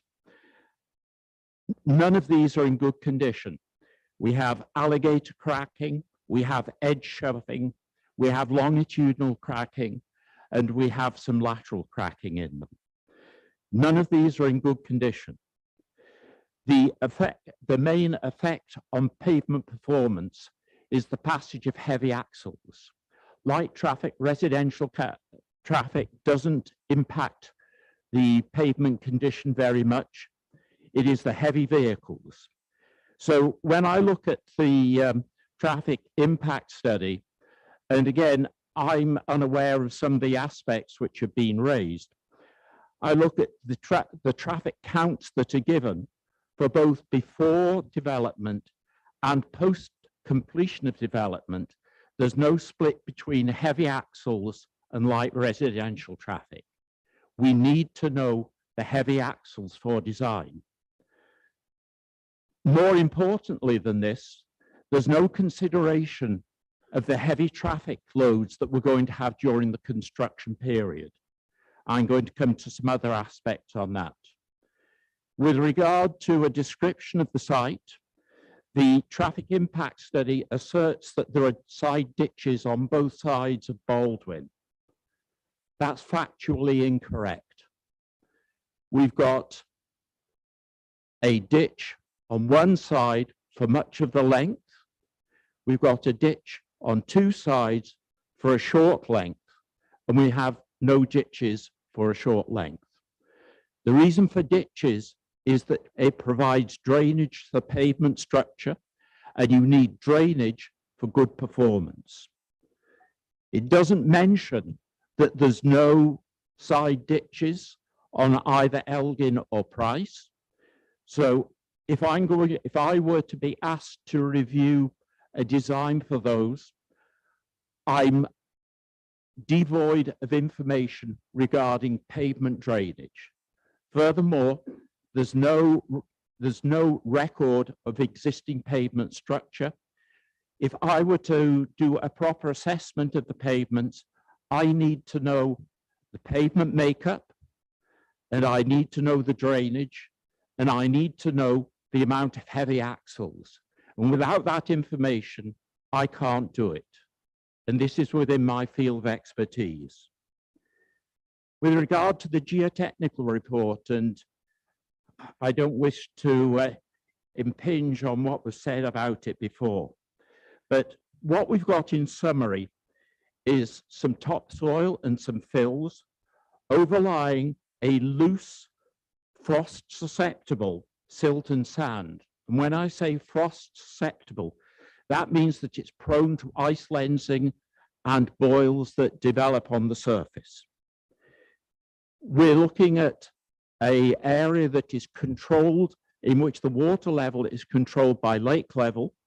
At the time the boreholes were done, the water level in the lake was approximately 1 meter below the registered high water level. So we would expect there to be an increased requirement for dewatering during the construction period. The geotechnical report shows that there's shallow bedrock at the site. The boreholes that were advanced did not advance into the bedrock stratum, so we do not know what is the character or condition of the bedrock. Where this becomes important is with the shallow bedrock condition. Excavation is going to have to be made below rock head to accommodate your servicing. That is, we've got to provide adequate frost cover to the water mains, to the sewers that are going to be there, and to install those at conventional depth to provide that frost cover, we're going to need to carry out excavation in the rock. I have no information that I can use to determine whether or not the excavation is going to be by ripper or by hammering the rock, whether we're going to use rock breakers. But either way, there's vibration and there's noise associated with those. It was alluded to before about the grain size test results that are given in the geotechnical report. In the geotechnical report, it opines that provided excavated soil from trenches is inspected on site, it's likely this can be used as trench backfill. when I look at the test results that are given in the geotechnical report, not one of those tests shows that the material meets the criterion given in that report for reuse as backfill. What that means is that we don't know where that material is going to go. Is it going to be exported from the site? Is it going to be used to raise the grade? We can't tell, but what that does mean is that there's going to be a significant number of heavy axles traveling along the local roads to bring in imported fill, which will have to be used for a suitable trench backfill. I was pleased to hear that the road pavements, the road network that's going in is going to be privately owned, because if I was providing you a pavement thickness design to meet municipal standards, it would be a little bit different. I want to move on to vibrations. And if I could have the next slide, please. You may not be able to see this clearly, but I have given a copy of this slide in the copy of my presentation that I've given. But what we see in this is outlined are some limits that people will experience when there is construction going on. These are limits that we know should be applied to in turn limit damage. If we're looking at what I call cosmetic damage, which is development of thin cracks within wall units, occasional thin cracks within wallboard, within plaster, the limit, using the term that we call PPV, or peak particle velocity, is 2 millimeters per second, if you remember that number. If we go up to what we call minor damage, this is cracks in the brickwork, wider cracks in the wall coverings, that sort of level of damage, the limit is 5 millimeters per second. If I could have the next slide, please. Again, you may find this a little bit difficult to see. The top two graphs here show the amount or the PPV that you would expect to get from compactors such as would be used to construct roadways. These would be used to densify the various pavement components. And this is a record of testing that's actually being carried out. It isn't just someone's whim. What you will see is that you will get the 5 millimeters per second PPV at a distance of 15 to 20 meters from the source. So anyone with a building within 15 to 20 meters of the source is going to experience a level of vibration that is likely to cause cracking within the brickwork. If we look at the threshold for cosmetic damage, 2 millimeters per second, you'll see that that occurs at about 30 meters away from the source. If we then go on to what people actually perceive, the threshold for people experiencing vibration, and everybody's level of annoyance is a little bit different, but that tends to occur at a peak particle velocity of about 0.5 millimeter per second, which means that people are going to perceive the vibrations at about 100 meters away from the source. So we don't have, we've got existing housing that lies within the 15 to 20 meter threshold. And you've got plenty of stuff that lies within the 2 millimeters per second threshold. So I think that that is something that we should all be cognizant of.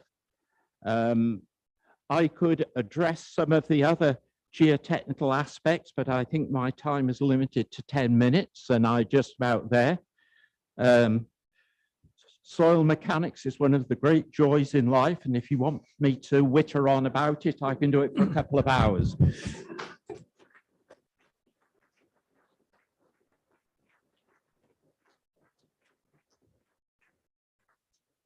Thank you, Mr. Alston. We appreciate your information. I trust, gentlemen, you have provided your questions, your information, your concerns to staff through email or by dropping the information off. Thank you. Thank you very much. Jake DeGroot.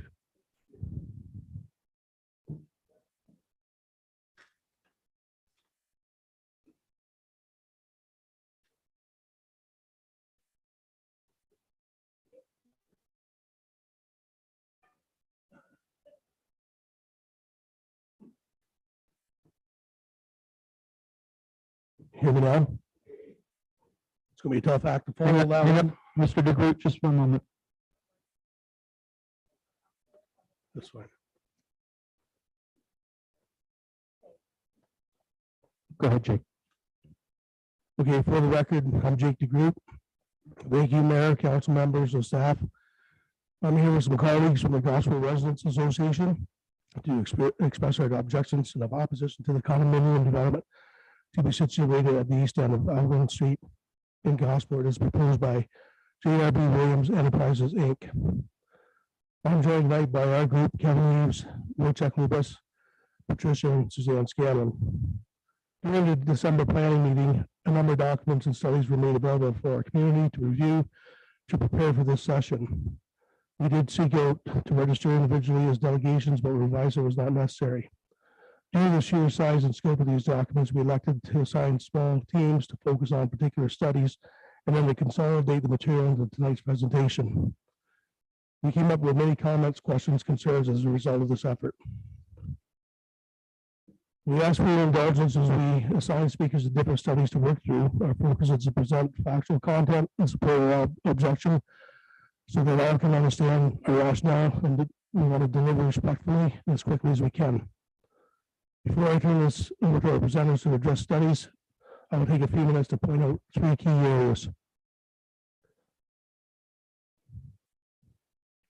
Gosport vital statistics, Gosport petition, and the list of mandated studies. Slide, please.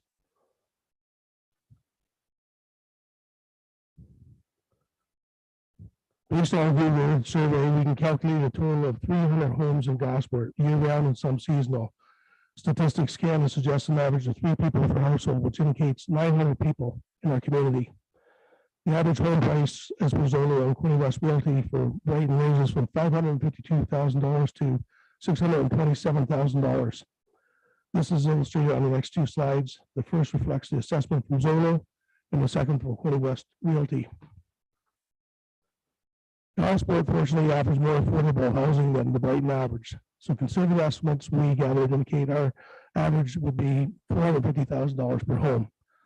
Last year, our municipality provided a tax breakdown with our bill, which indicated an average property tax of $5,139 per home based on a fair market value of $400,000 per home. Since Gosport offers more affordable housing, our own local survey of municipality property taxes showed an average of $3,000 per home. Slide, please. Next slide, please. These 2 slides indicate average home prices by Zolo and Queen Realty. So what do these stats signify? Slide, please. First and foremost, they tell us that the existing Gosport residents have a combined investment of $135 million per year. That's on the basis of conservative home estimate pricing at $450,000 per home. Secondly, the Gosport residents contribute $900,000 annually on the basis of their calculated lower tax contribution. That's nearly $1 million a year. In view of this significant invested interest, the residents of Gosport firmly believe that Their views and concerns should carry a greater weight than those of a developer. Slide, please.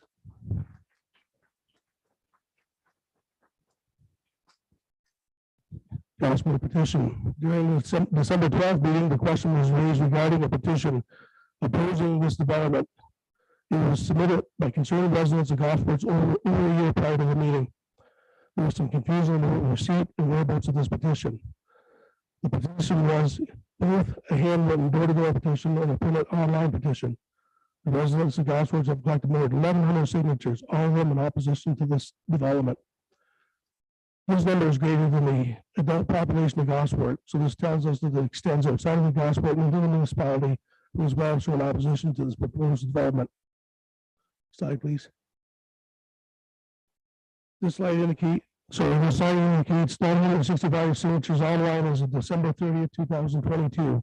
You can use the website Subdivision to navigate yourself if you wish to look at the posted comments. Next slide, please. I would now respectfully ask to approach to formally submit the consolidated hard copy of petitions to the clerk and ask to be entered into record and acknowledged.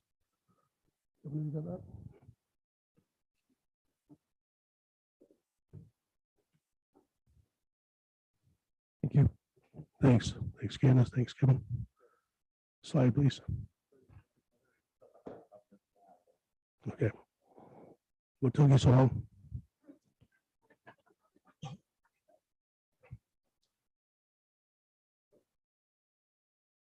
Okay, back in June 2021, Mr. Joshua Berry established a list of studies and document requirements to support the development and application process by the developer and their consultants. They are as follows: planning justification report, environmental impact study, tree inventory and tree preservation plan. This one I think was done, we couldn't find it. Preliminary landscape trail plan, servicing and stormwater report, traffic impact study, site plan and building elevations, stage 1 and 2 archaeological assessment, and a geotechnical investigation report. Slide, please. In addition, the notice of Mr. Berry also requires a public consultation strategy and meetings to receive resident input, as well as address concerns, questions, and concerns. Unfortunately, to date, no feedback has been provided to us residents regarding the questions and concerns raised. Additionally to that, as a part of the public consultation strategy, a site visit with residents was to be conducted, and again, to date, nothing has occurred. And as far as we know, we have no commitment to fulfill this requirement.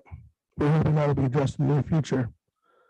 I apologize for the extended opening, but this is important to all of us here to cover all we can in a short time. So this concludes my introduction. I'll call on Patricia Scanlon to talk about the environmental assessment. Thanks.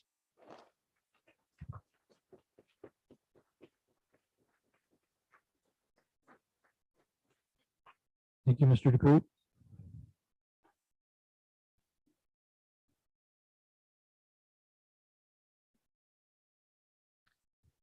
Good evening. My name is Patricia Scanlon. I'll be sharing with you some of our association's review of the Phase 1 environmental site assessment and highlighting some of the issues and concerns that we've identified. I will revise a little bit of what I say, given that Colin has explained things so beautifully, so much more completely and competently than I could. So thank you for that. Next slide, please. First, we noted that the Phase 1 ESA is marked as draft, is unsigned, and does not bear the required ESA 1 stamp. Second, the ESA, as we know, was conducted in December when the ground was snow covered, merely a walking assessment, visual clues, which kind of nullifies some things. We already know that. The snow cover impeded the assessment. Next slide, please.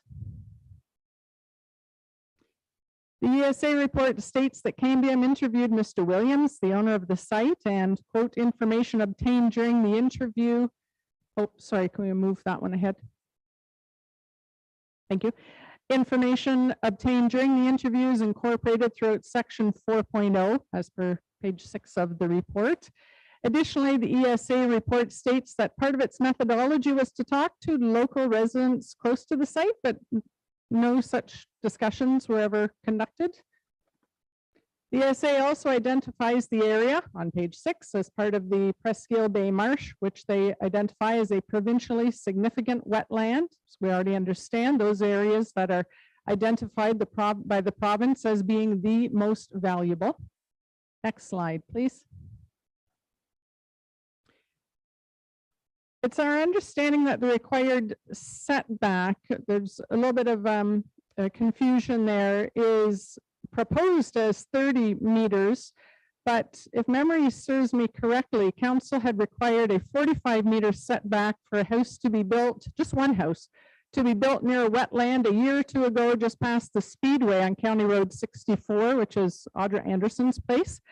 And I'm just wondering if council would be able to explain why a 45-meter setback was required for just one building there, whereas this is seemingly requiring just the minimum 30-meter setback for a 32-unit complex alongside a provincially significant wetland. So that would be something that I'd like to see addressed. Next slide, please. Additionally, the Brighton official plan also stipulates that no permanent structure can be within 10 meters of the high water line. But I think the developer is apparently asking for that to be reduced by 70% to 3 meters in some sections. Is that correct? Which is interesting when you consider that we had in 2017 the high water event, 100-year high water event, flooding event. And then 2 years later, we had it again. So 3 meters away from a building would only be like this. That far away from the building, as opposed to another 7 meters away. So that doesn't really make sense for me. In light of the fact that the environmental site assessment was conducted by a document search, a walk over snow-covered ground, interviews solely with the developer, and no real intrusive measures for sampling, one really has to question the value of it. And we're just wondering if maybe that's why it was not signed and stamped with the appropriate certification. The geotechnical study, as mentioned, Colin has really explained those things well. And I found it interesting that he is somebody who is independent, but obviously has very extensive engineering experience that pertains precisely to this.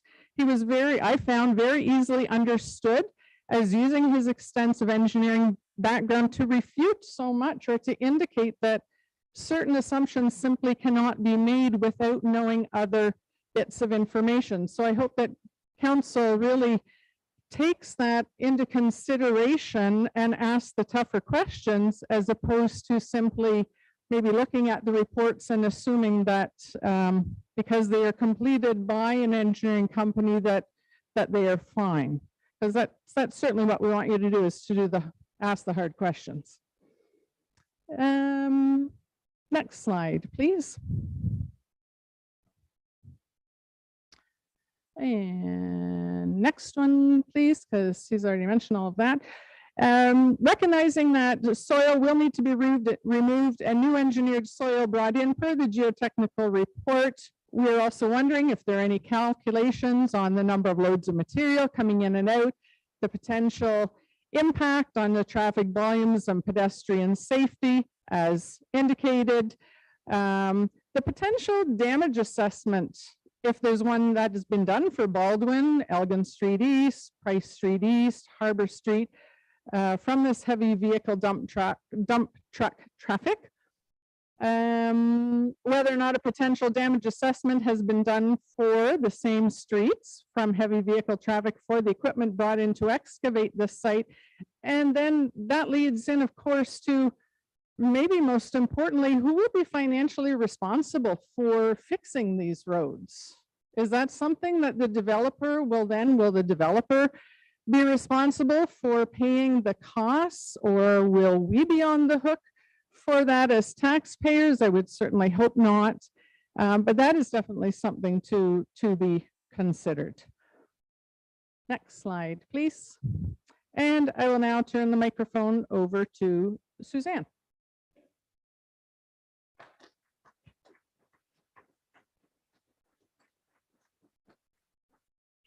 Thank you, Ms. Scanlon, and over to you, Ms. Scanlon.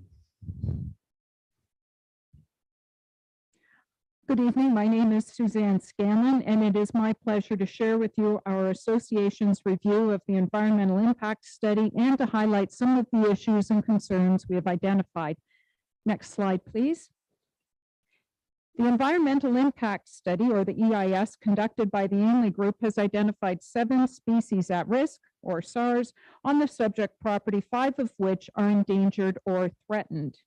The environmental impact study states that to protect bats, no clearing of any treed areas should occur between April 1st and September 30th.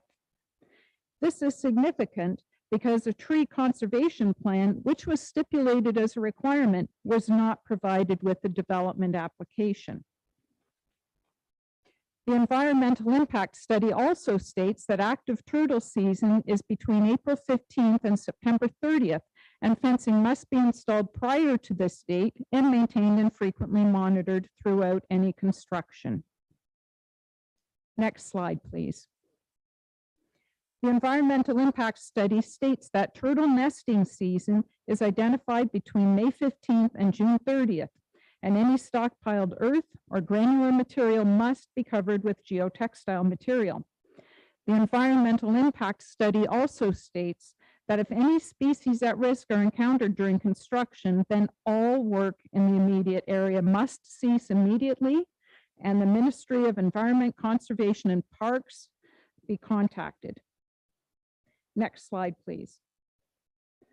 This slide shows 5 of the species identified as at risk. They are, starting from the top left, the little brown bat. Next is the long-eared bat. The third is the small-footed myotis. And to the far right is the tricolored bat. The bottom picture shows Blanding's turtle. Next slide, please. The designation in the environmental impact study as a species at risk is in fact a misrepresentation of the facts. All the species of bats or myotis identified are listed on the Ontario government website as endangered and on the verge of extinction. Because they are classed as endangered, they and their habitat are protected under the Endangered Species Act of 2007 and the Fish and Wildlife Act of 1997. The Blanding's turtle is identified as threatened per the Ontario government website, and as a result of their classification, they and their general habitat are also automatically protected under the above legislation. Next slide, please. In light of the stipulations, try that one again. In light of the stipulations cited in the EIS, and recognizing the actual designations of endangered and threatened per the Ontario government, one has to wonder how and why the Ainley Group can make the following claim on page 46 of their report. Provided these recommendations are followed, Ainley Group is of the opinion that the proposed development will not result in significant impacts to the natural heritage, and further, the development is anticipated to meet the requirements of the PPS, specifically no development within significant habitat of endangered or threatened species, no development within significant wetlands, no impacts to significant wildlife habitat. Next slide, please. I now turn the microphone over to Wojciech.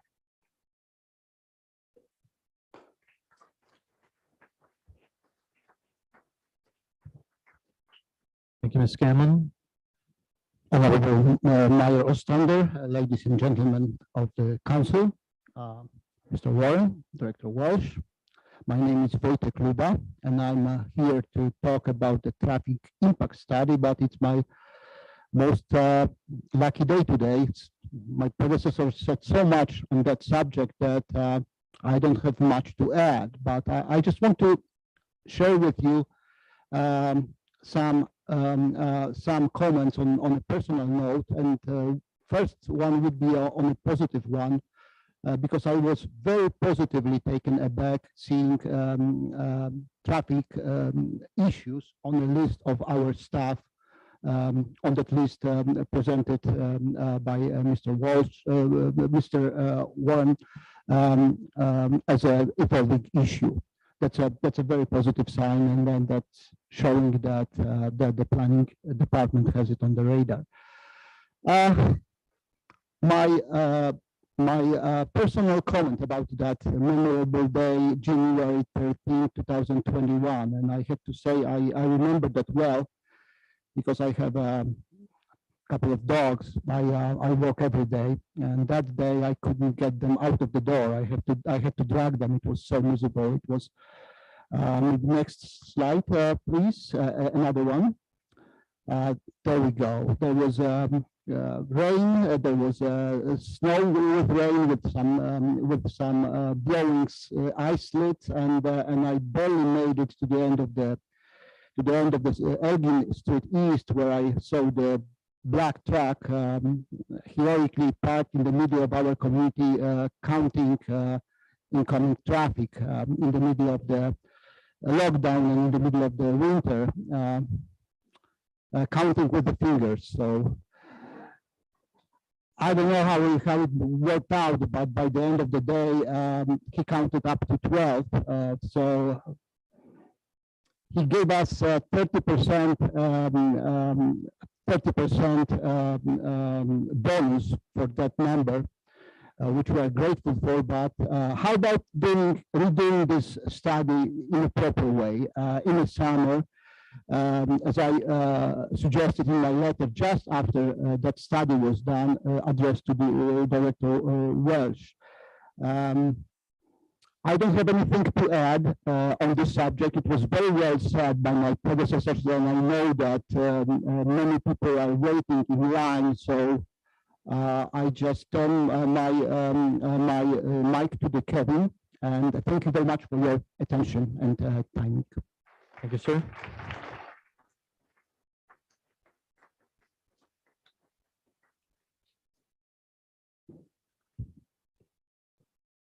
Good evening. My name is Kevin Eves. It is my pleasure to share with you our association's review of the archaeological study and to highlight some of the issues and concerns we have identified. Next slide, please. Oh, we got quite a few. There. Next one. Earthworks Archaeological Services conducted stage 1 through 3 assessments of the site and determined that it contained items of cultural heritage, value, and interest. They discovered a number of indigenous artifacts dating back to 600 AD. Late woodland scatter of pre-contact indigenous ceramic constructed by anvil and paddle. As a result, a stage 4 archaeological assessment was recommended, and in fact is mandated by the Ministry of Heritage. The earthworks report states that the preferred method of mitigation is through avoidance and protection. Next slide, please. However, in discussion with the developer, it was indicated that the site area is integral to the development and cannot be avoided. So the developer is proposing mitigation by excavation and grading. At the inception of each council meeting, you respectfully acknowledge the territory land in which we reside that belong to our traditional keepers of this land. The developer wants this land and is clearly willing to excavate and desecrate an indigenous heritage site. We are adamantly opposed to this desecration of a cultural heritage site.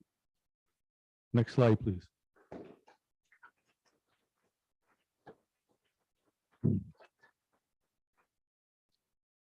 We believe that the leaders of the local indigenous community should be allowed to participate in this discussion to express their views and concerns.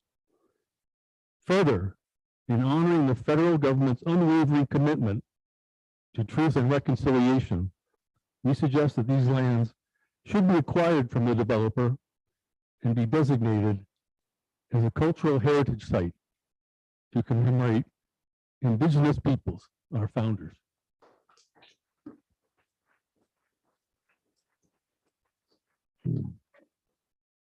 Next slide, please. The Planning Justification Report. EchoView quotes the Planning Act, Section 51(24), which indicates that in considering a draft plan of condominium, regard shall be had, among other matters, to the health, safety, convenience, and accessibility for persons with disabilities and welfare of the present and future inhabitants of the municipality. In the PJR rationale summary, under matters of provincial interest on page 9, item H.1, they state that this is not applicable. The floor plans shown on the next slide clearly indicate they are not accessible for persons with disabilities. Next slide, please.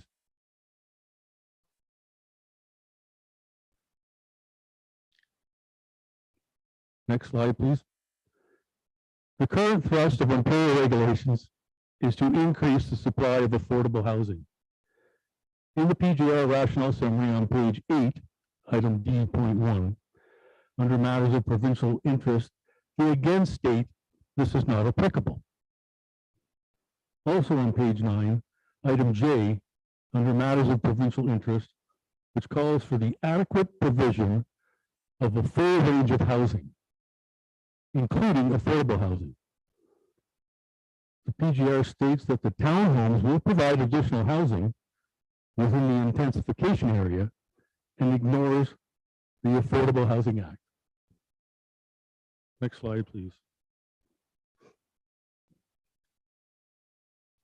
The PJR states on page 9, item N, under matters of provincial interest, which stipulates the resolution of planning conflicts involving public and private interests.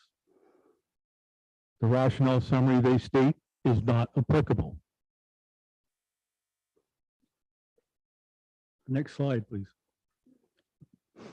The PGR states on page 10, item R, under matters of provincial interest, which stipulates the promotion of build that 1 is well designed, 2 encourages a sense of place, and 3 provides for public space. The PGR states that the proposed condominium respects the existing build of the neighborhood. This is clearly not the case. The building of 4-unit, 3-story townhomes is not consistent with the existing single or 2-unit detached homes. Next slide, please. As you can see from this slide of the building elevation, this is clearly not consistent with the existing neighborhood. Next slide, please.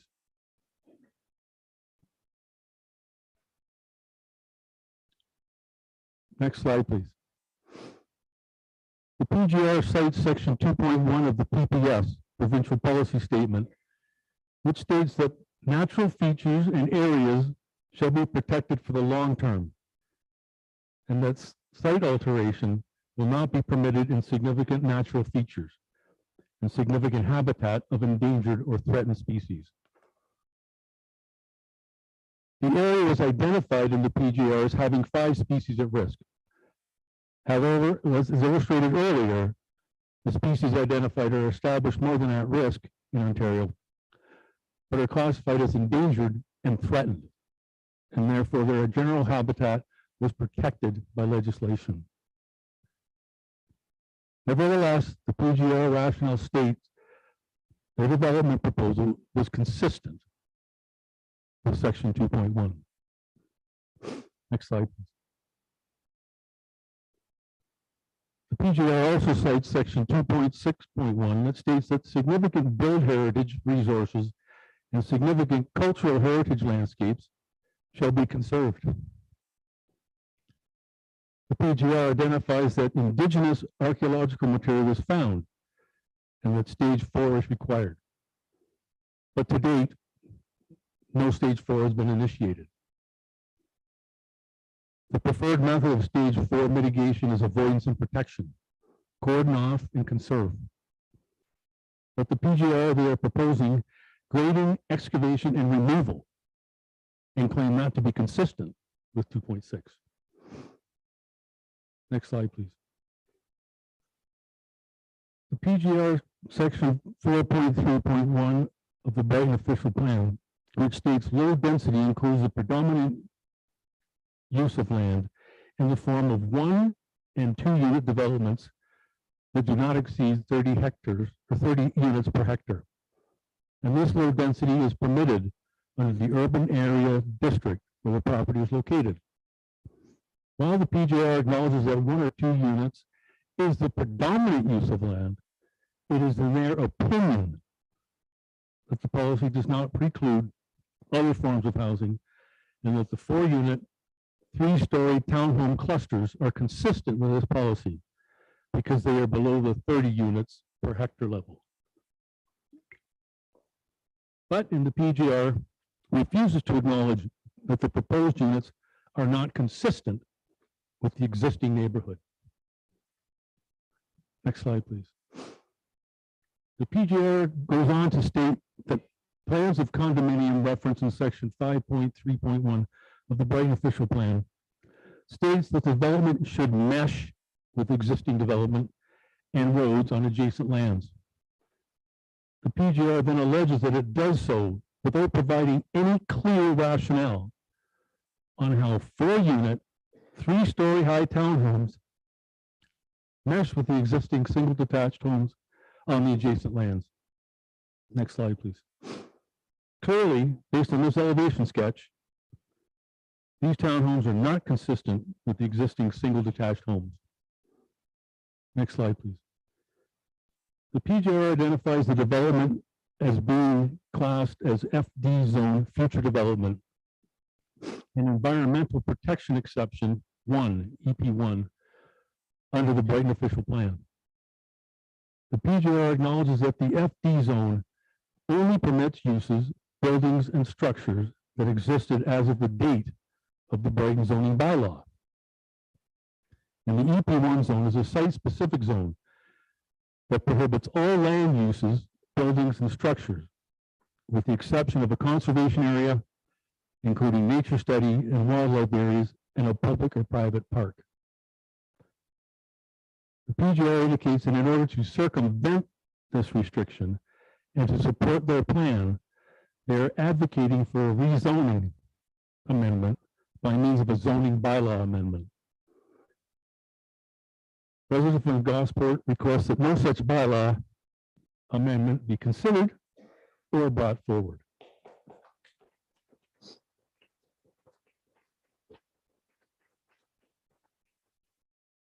Next slide, please.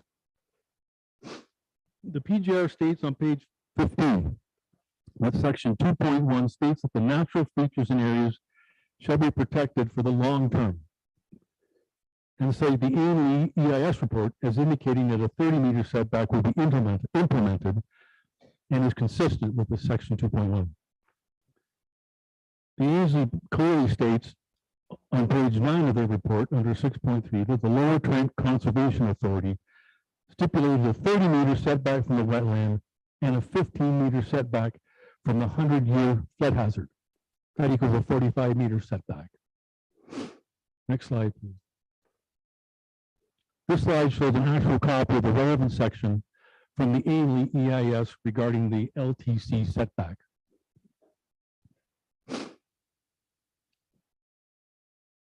Next slide, please.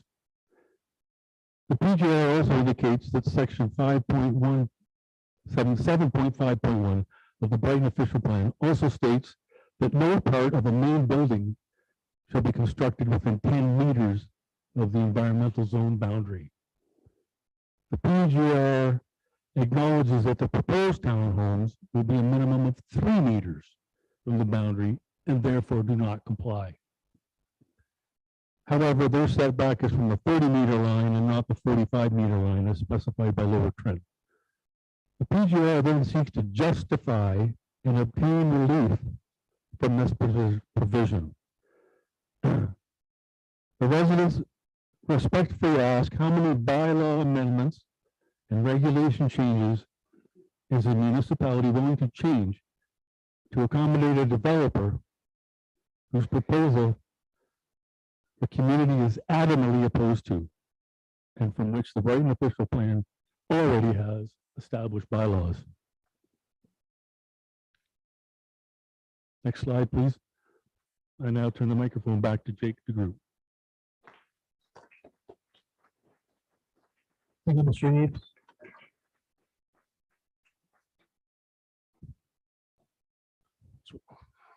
Back down. Just want to thank the presenters tonight. I'm just going to do a quick summary and a conclusion. I want to remind the council, the staff, mayor, that the Gosford residents, we have $135 million invested here in our places. The residents of Gosford contribute $900,000 per year in taxes. That the residents of Gosport have a significant invested interest in our view. In our view, we should carry more weight than that of a developer. We trust the residents of Gosport have clearly indicated the volume of questionable data that this development request is based on. In light of this information, we hope that you will see the merit and rationale for rejecting this application and preserving our wetlands. You have our concerns. They're not on the presentation, which you now have for reference. We know you can't answer tonight or tomorrow, but we ask you to look at all of them and come back to us. Remember the 5 species designated, the traffic study, the inconsistencies, the indigenous artifacts. Proposed development respects the existing building and the area around it, which it doesn't. In light of this information, we hope that you see the merit and rationale for rejecting. Thank you for your time and consideration.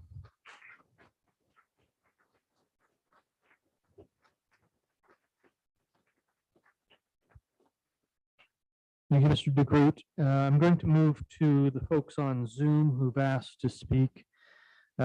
Before I do, however, I think there's a list on the podium, and I should have asked everyone who came up to record your name on that list.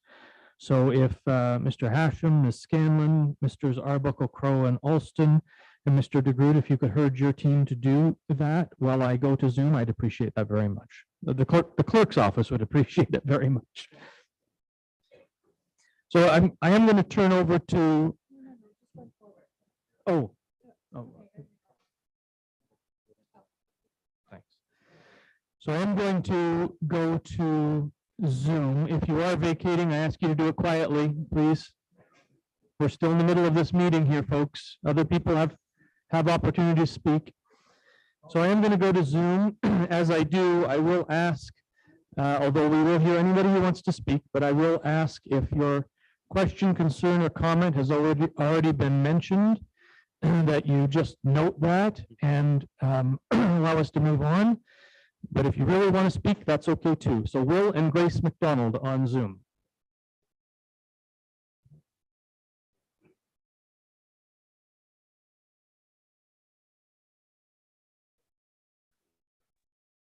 I have not requested to speak at this meeting, just observing.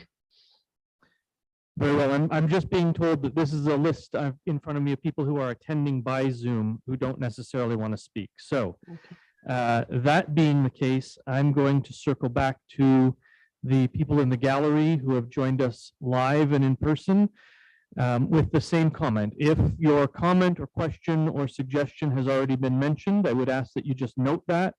Of course, we won't stop anyone from speaking. So we'll just let the people in front of you, Mike, finish doing their thing. And if you want to get in behind Mike Martell here.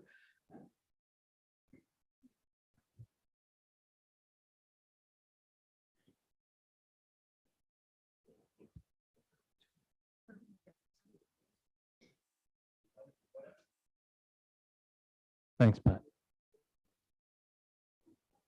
Mr. Martell, come on up. He's just got one question, so and I got more, so. Common courtesy. Aren't you kind? Come on up. Hi, my name is Tom Fairbank. I'm a resident in Gosport.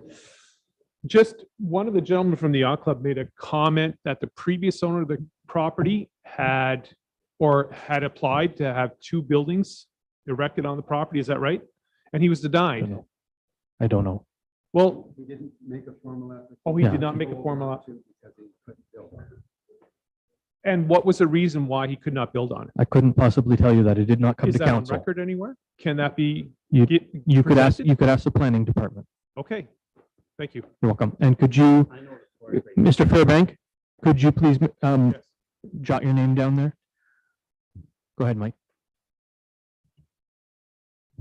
Okay, my name is Mike Martell, and it seems like every time we're all together, we're trying to defend our little piece of heaven down there. This is a generational neighborhood. As you can see, we have our own history. And it's a book that's been put out. I submitted it to be read by council when they had the chance to do so. We're the only community within Brighton that does have this, that we're done. So just wanted to point that out. Brighton actually started up at Presqu'île Point. After the Speedy sank, it moved uptown kind of bit, like up on Harbor Street and that, but Gosport was the basic area where industry started, and Brighton actually started to build from that point. Gosport is a small restricted landmass. It is a peninsula with only one way in and one way out. With a small landmass, there is roughly, and debate can go on how many homes that are down there, but I counted on it, 217 homes, with 3 marinas, 1 motel, a commercial fishery, and 1 restaurant. By adding the 32 new homes, it will increase the homes in our area on a small landmass that it is by 14%. I don't know anywhere else where it increases that great on a restricted landmass that we're sitting on right now. That's 14%. That's a large amount.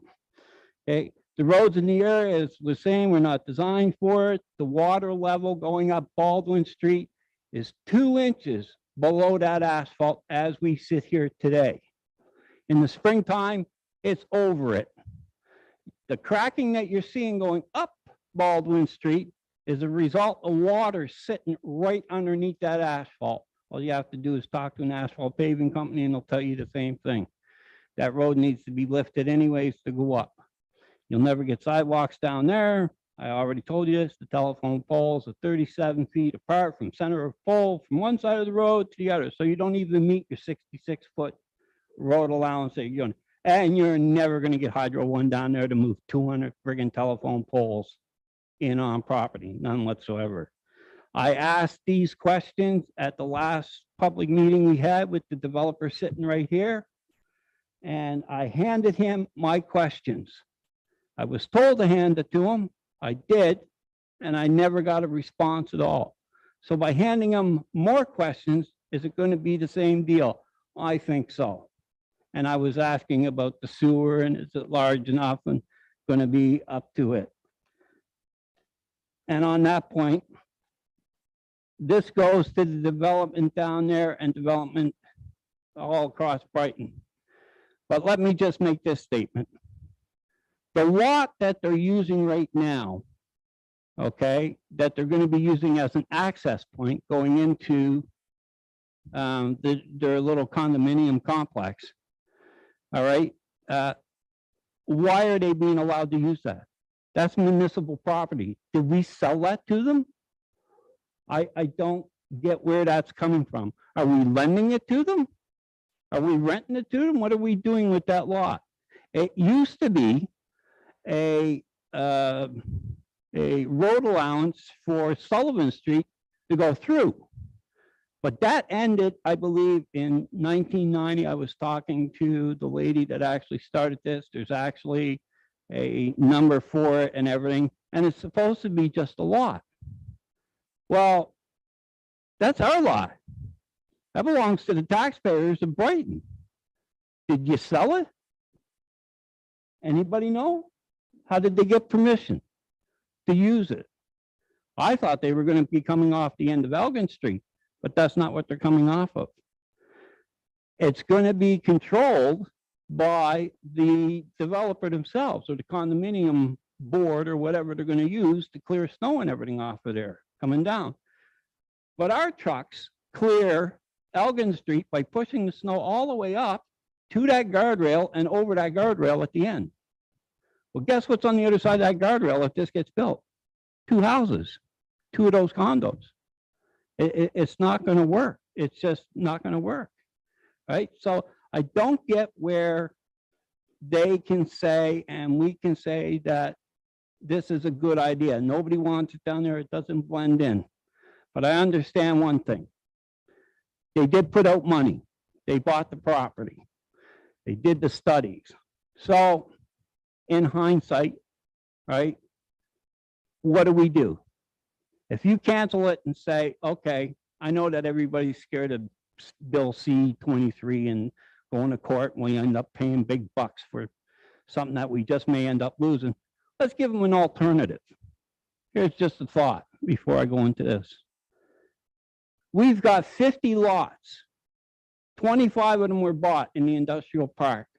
3 of them are being purchased back because the owners of those lots didn't bother meeting their agreement. They haven't put anything on it 3 years, so we're buying them back from what I understand. Correct me if I'm wrong. Yeah, see. So, I mean, to me, why not offer them, it's roughly 3 acres.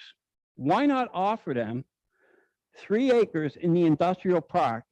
The city takes control of that protected marshland that's down there, so it never gets used again in that kind of fashion. We can actually use it for like a recreational thing to walk through, to look at birds, whatever, right? But yeah, or boardwalk. Now, by doing this, right, we're giving the opportunity to a developer that develops hotels, motels. Well, if there's one thing that our community is lacking within Brighton, is a hotel or a motel. We got none. Those lots are already got water and sewer going to them.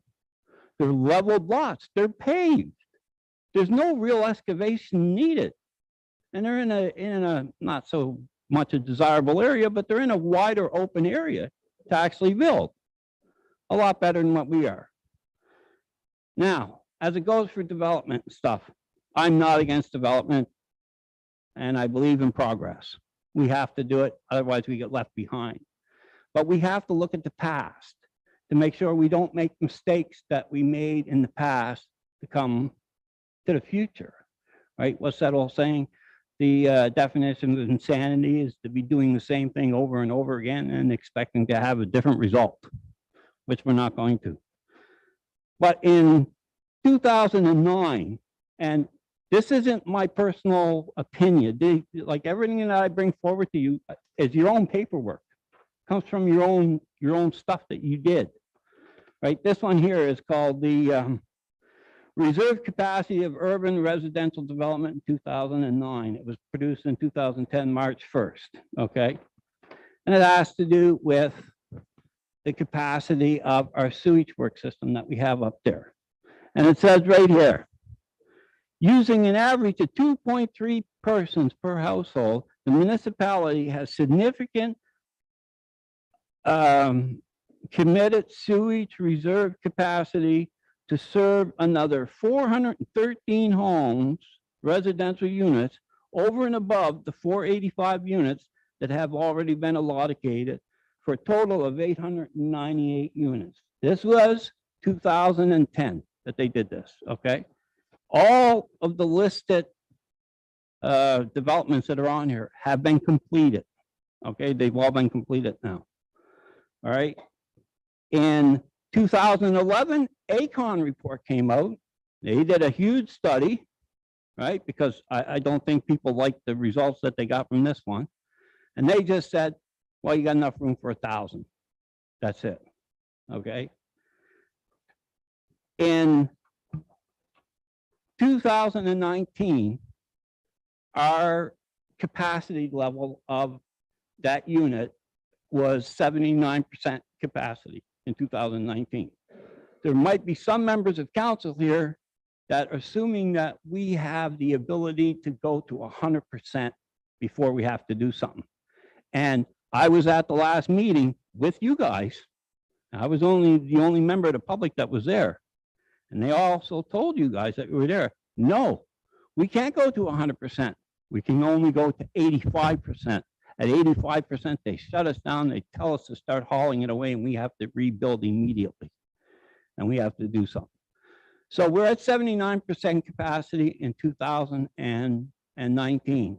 2010, we were at 79% capacity. So we have to assume, and I'll bet you if you go back through your records, you'll find out that our capacity level for that area has been consistently 79%, 75%, 81%, 73% from what I understand, a little bit greater when we had the flood because we had all the influx of water coming down into our sewer systems at that point. So we're on the cusp here. And then all of a sudden, 2020, we dropped down to 68% capacity. Whoa, what's going on? And then 2021, we dropped down to what? 58% capacity. So we lost like 25% capacity, basically, of a drop because of what? We didn't lose 25% of our population, right? It was because of COVID. Nobody was going anywhere. So the schools were shut down. The provincial park that was on our system was completely shut down for almost a full year and then went to 50% for the following year, right? So like I said, nobody's going anywhere. The schools are all closed. No students are going. Everybody says, well, people are at home, so they'll be using their same. Yeah, but nobody's coming out. And only 6,500 people are actually using the system, right? Out of a population of 11,000 people. The rest of them are on sewer, are on septic and water, as one council likes to put out every time that something comes up against this system. Only the people that are using the system pay for the system, right? I know somebody that says that every council meeting that it goes on. So I don't get where we are doing all of this and not paying attention to the facts of what's going on. And from what I understand, and from what I read in, I believe it was August, between the 22nd and 24th of August, a report was brought by the planning department to council stating that after Orchard Gate gets built, we are at capacity and over for that system. So in hindsight, I just want to say we're not ready for it. So by saying to this developer and the other developers that we have, we're growing too fast. By saying to them, listen, we're not ready. Our infrastructure isn't ready for you. I know that you got a $25 million upgrade coming, but that's an upgrade that's trying to just level out our ammonia problem we're having with aerators and different things like this in the pumping station that we have, okay? I realize that. But we're growing too fast, too quick, without upgrading our stuff. We need to upgrade first. And if one of these developers take us to court, so be it. We go to court and say, we're just not ready for them. And they can't push a development down our throat if we're not ready for them. It's that simple, right? You can't put people in a boat if the boat's got no bottom. It's that simple, right? I just want to say that nobody wants it. It doesn't agree with our area down there. We're not against the development. We're building 3 new homes down there, and the amount of trucks that are going up and down that road right now are just horrendous. Constant. I can imagine what's going to happen when they put it up there. And 4 members of this council that I talked to during their speech when they were running for are dead set against this development. We're dead set against it. That's why I voted for them. So to me, that's it. And I don't think I've got anything else to add to it, but don't do it, guys. Just tell them no. I want to know who allowed them to use that property as an entry point. That's our property. That's the taxpayers of Brighton's property. And I don't recall it ever coming to council saying, yeah, you can use it, or yeah, we'll sell it to you. So answer that question first. Thank you very much.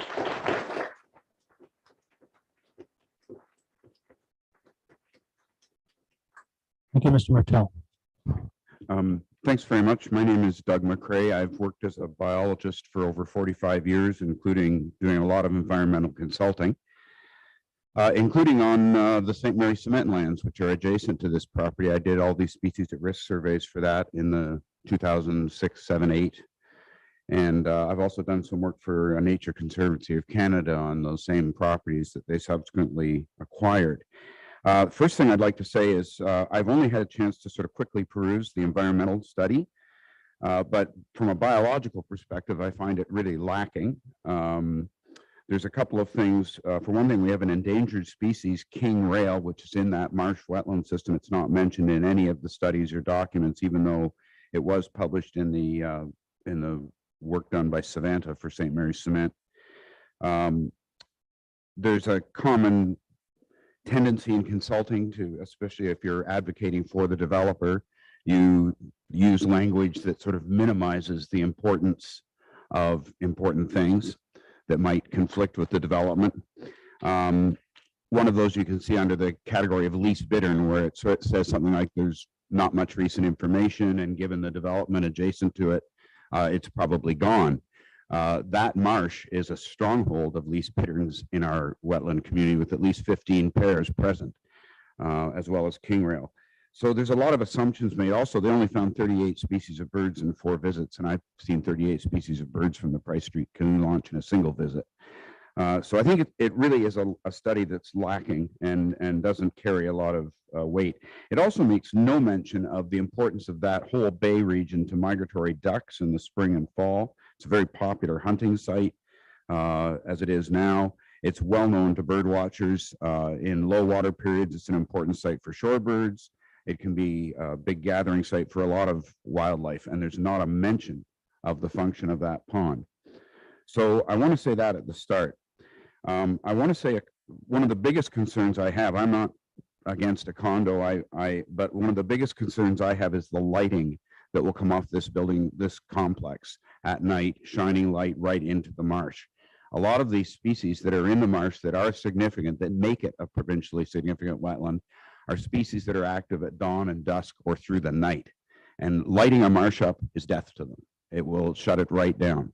And when you consider 30 meters is about the distance, the width of this building, a 3-story building full of light and sound that close to king rails and least bitterns will not work. It just won't work.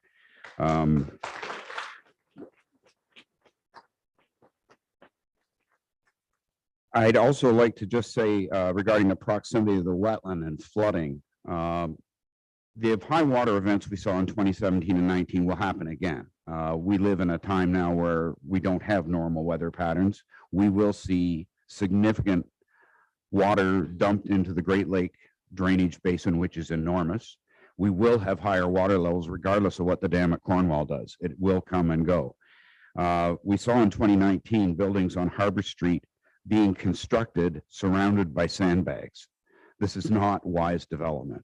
And 3 meters from the 100-year flood line could well mean water lapping at the walls of the building. And so it's just, to my opinion, completely inadequate, both from a structural point of view and a biological point of view. I guess the final point I want to make is that this is just a bit of context. Most of the land adjacent to this property, almost all of that marsh and the lands to the east, was owned by the St. Mary Cement Company for many decades. They made big promises about protecting that habitat. And it was on partly the strength of those promises that they got a permit to develop the Codrington pit. And then right after that, they sold the land to a land speculator for a song. And then Ducks Unlimited and the Nature Conservancy of Canada stepped in and purchased this property for $1.2 million. They raised that money in part out of this community, including this council, which I think gave $15,000, as I recall. I think that shows That was also, by the way, they raised the most money, the fastest of any of their campaigns, the Nature Conservancy. They had never raised that much money so quickly for a campaign, and it speaks to the desire and the obvious merit of this wetland complex and protecting it. So I think it does a real disservice to Nature Conservancy and Ducks Unlimited and the people in this community who contributed substantially to purchase and protect this wetland, to then develop a 3-story condo right on the border where it will impact it. And I think a much more suitable course of action would be to buy the developer out and establish it as a municipal park as part of the protected land system that could be used by everyone in the community and protect nature. Thank you.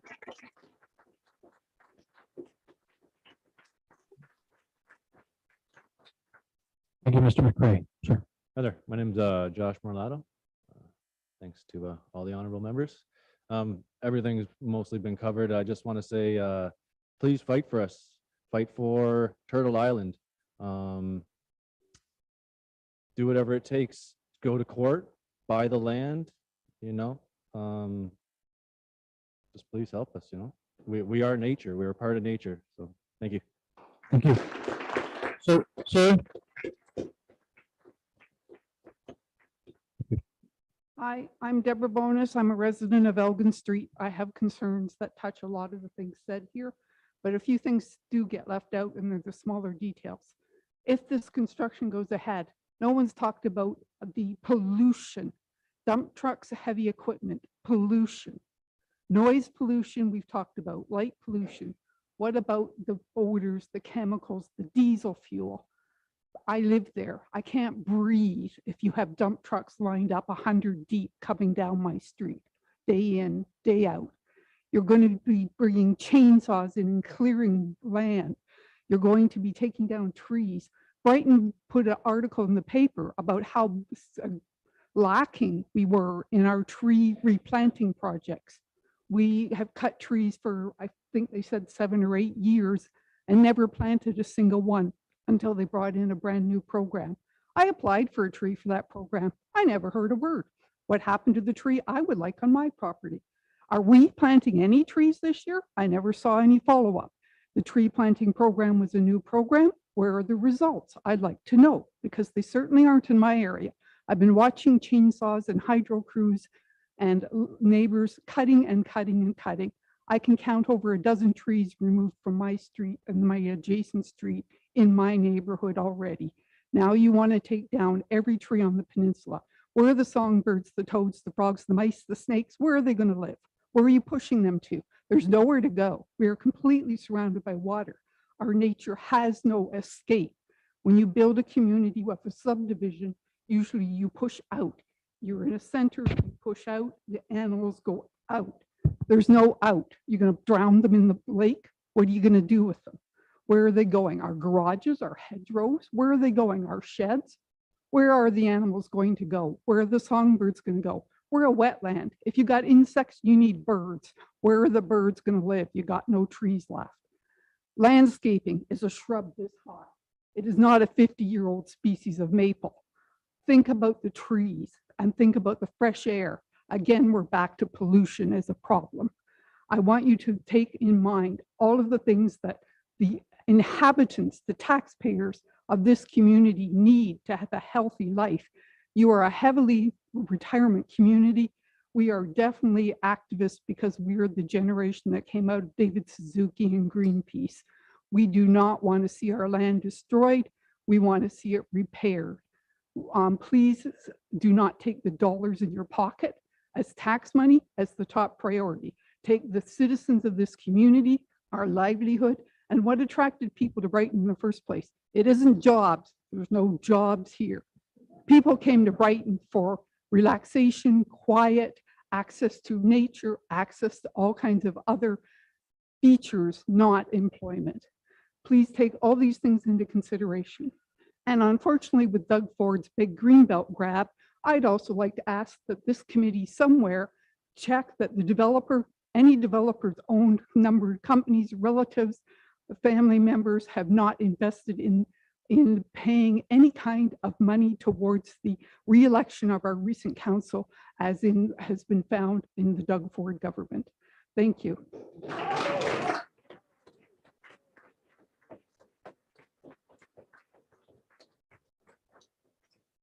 Thank you, Ms. Labonis. To get an answer to your question about the tree program, you could give a call to our Public Works Department at 475-1162, just by way of information. I know that there were a lot of people who didn't get a tree that wanted a tree. That tree program is anticipated to continue to move forward. Yes, absolutely. Thank you. I believe we had a report come to council, so it would have been in the public, but Mr. Martel. Yeah, sorry, I forgot one item that was brought up. On the description of these buildings, saying that there's a bedroom in the bottom floor on a garage and then the upper floor is not, there will be no bedroom on that bottom floor. Think about it. You guys are real estate agents here. How many places have you seen where there's a bedroom on the bottom floor next to a garage where you have to go upstairs to get to a living room and stuff? Where are you going to go? Are you going to come into the garage and go up? Those rooms are going to be for storage, for a bicycle. They're going to be for a barbecue. They're going to be for something else. That's not going to be a bedroom. I worked in construction. They're using it so they can say it's a 3-bedroom unit when it's never, ever going to be that. I've never seen anybody put a bedroom next to a garage in the bottom where the access to the next floor is up a flight of steps to go through. Never. Thank you for your comment.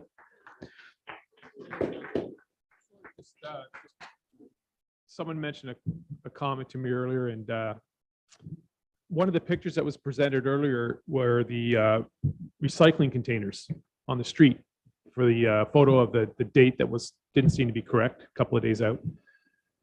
Brighton is Brighton, but Gosport in particular is very windy. That bay generates wind. It just does. When the sun is up, it's windy.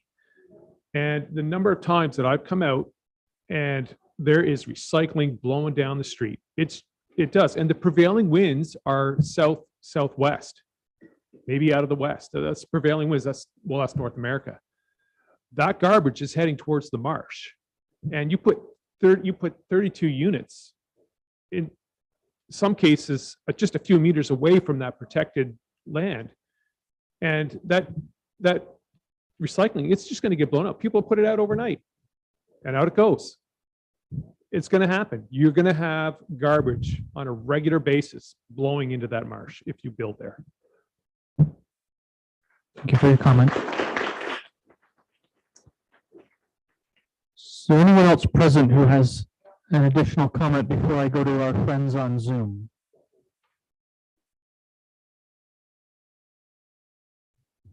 Mayor, my name is Jim Forster, and I live on Nautical Lane. I have a sump pump and a full basement, but just up the street at 19, they have a crawl space. And when asked, it's because of the water table. And today when I was walking the dog at the northeast corner of Ragland and Cove, the sump pump went off. Just like the sump pump goes off on a regular basis at Lance and Ragland on the northeast corner. One of the things that was brought up very early in a presentation was the amount of water that they were going to have to get rid of in order to do the job. I know nothing about these people that want to build, but there is an airport in Asia that they built on water and it's sinking. And it's sinking faster than they calculated. I wonder if a 3-story building that close to a water table that they have to get rid of that much water won't have those townhouses sinking. And that's all I have to say. Thank you. Good question, sir. Thank you.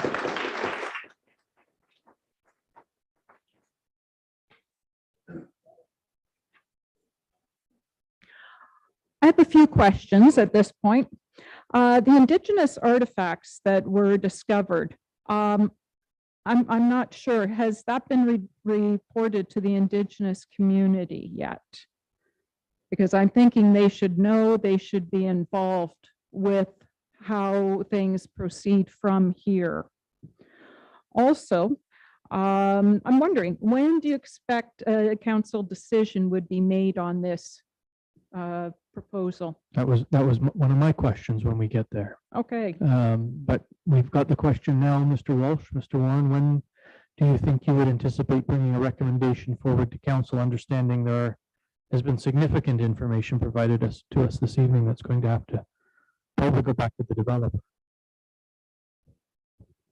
Yeah, through the chair, it would be impossible to give a date. Right. There is simply too many factors to look at. We would not be satisfied to bring something forward. Is it fair to say we will not see a recommendation come forward at the February planning meeting? Yes, So definitely. we will not see anything come forward earliest would be March. And I'm wondering if that's even going to be possible, given the information we've received this evening. Okay. And we're waiting on peer review data. We would need a fulsome review of the peer review comments before we would even consider setting a date. So we're a couple of months away. I would suggest that's accurate. Thank you. Okay, thank you. Also, there are a few people who were not able to be here tonight who put forth some concerns on social media. And it sounds like they have some construction experience in their background. And so I wanted to bring some information forward. So one of the residents said, all the weights I will give are approximate for empty gravel trucks, triaxle, spiff, and non-spiff. When they're empty, they're 28,800 pounds. When they're loaded, 80,000 pounds. That's what would be going up and down the roads leading into Gosport and through Gosport. Reading glasses. Then we will have trucks pulling excavators and possible articulated rock trucks. Remember, these weights are approximate, could be a bit lighter or heavier depending on tear weights. A gravel truck with 3-axle trailers could be as heavy as, and this is in kilograms, 56,900 kilograms, which would put it over 100,000 pounds. A tractor trailer with a 4-axle trailer would be 59,500 kilograms. So probably about 140,000 pounds, depending on tear weight and spread. There are still some non-spiff gravel trucks out there. They will tear up the soft roads in Gosport. The weights on trucks could be up to 130,000 pounds. That's what we'd have going in and out of the roads in Gosport. They won't be using just Baldwin and Elgin. They'll be all over Gosport. Parking, waiting to unload, waiting to load. Bottom line, we do not have infrastructure in Gosport to support this. Another concerned resident said this on social media.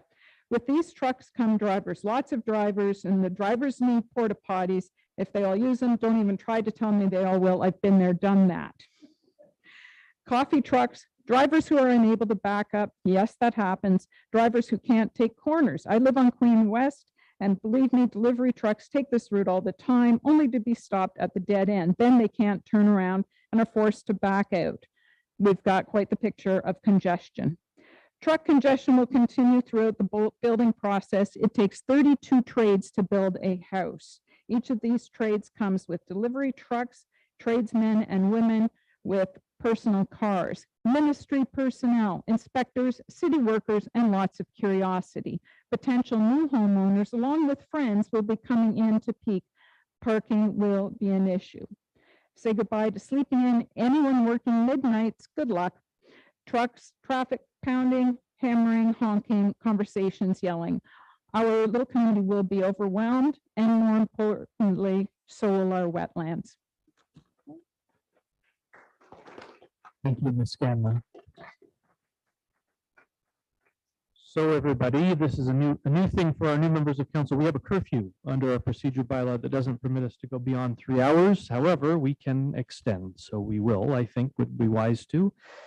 And it's up to council where you want to extend to. Often we extend to the natural conclusion of the meeting, keeping in mind we don't know how long that will be, or we can extend to a specific time period. So I would like a motion that reads that the meeting be extended to, and go ahead, Deputy Mayor.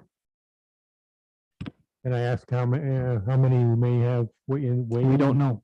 We don't know. We don't know. We've got another 65 people here. I don't know how many of them are going to want to talk, and I don't know how many are remaining on Zoom. Well, how about we go to 10 o'clock and then just reconfirm it at 10? I'm going to tell you 10 o'clock's not enough. I don't know. Not to get through the meeting. If the intention is to get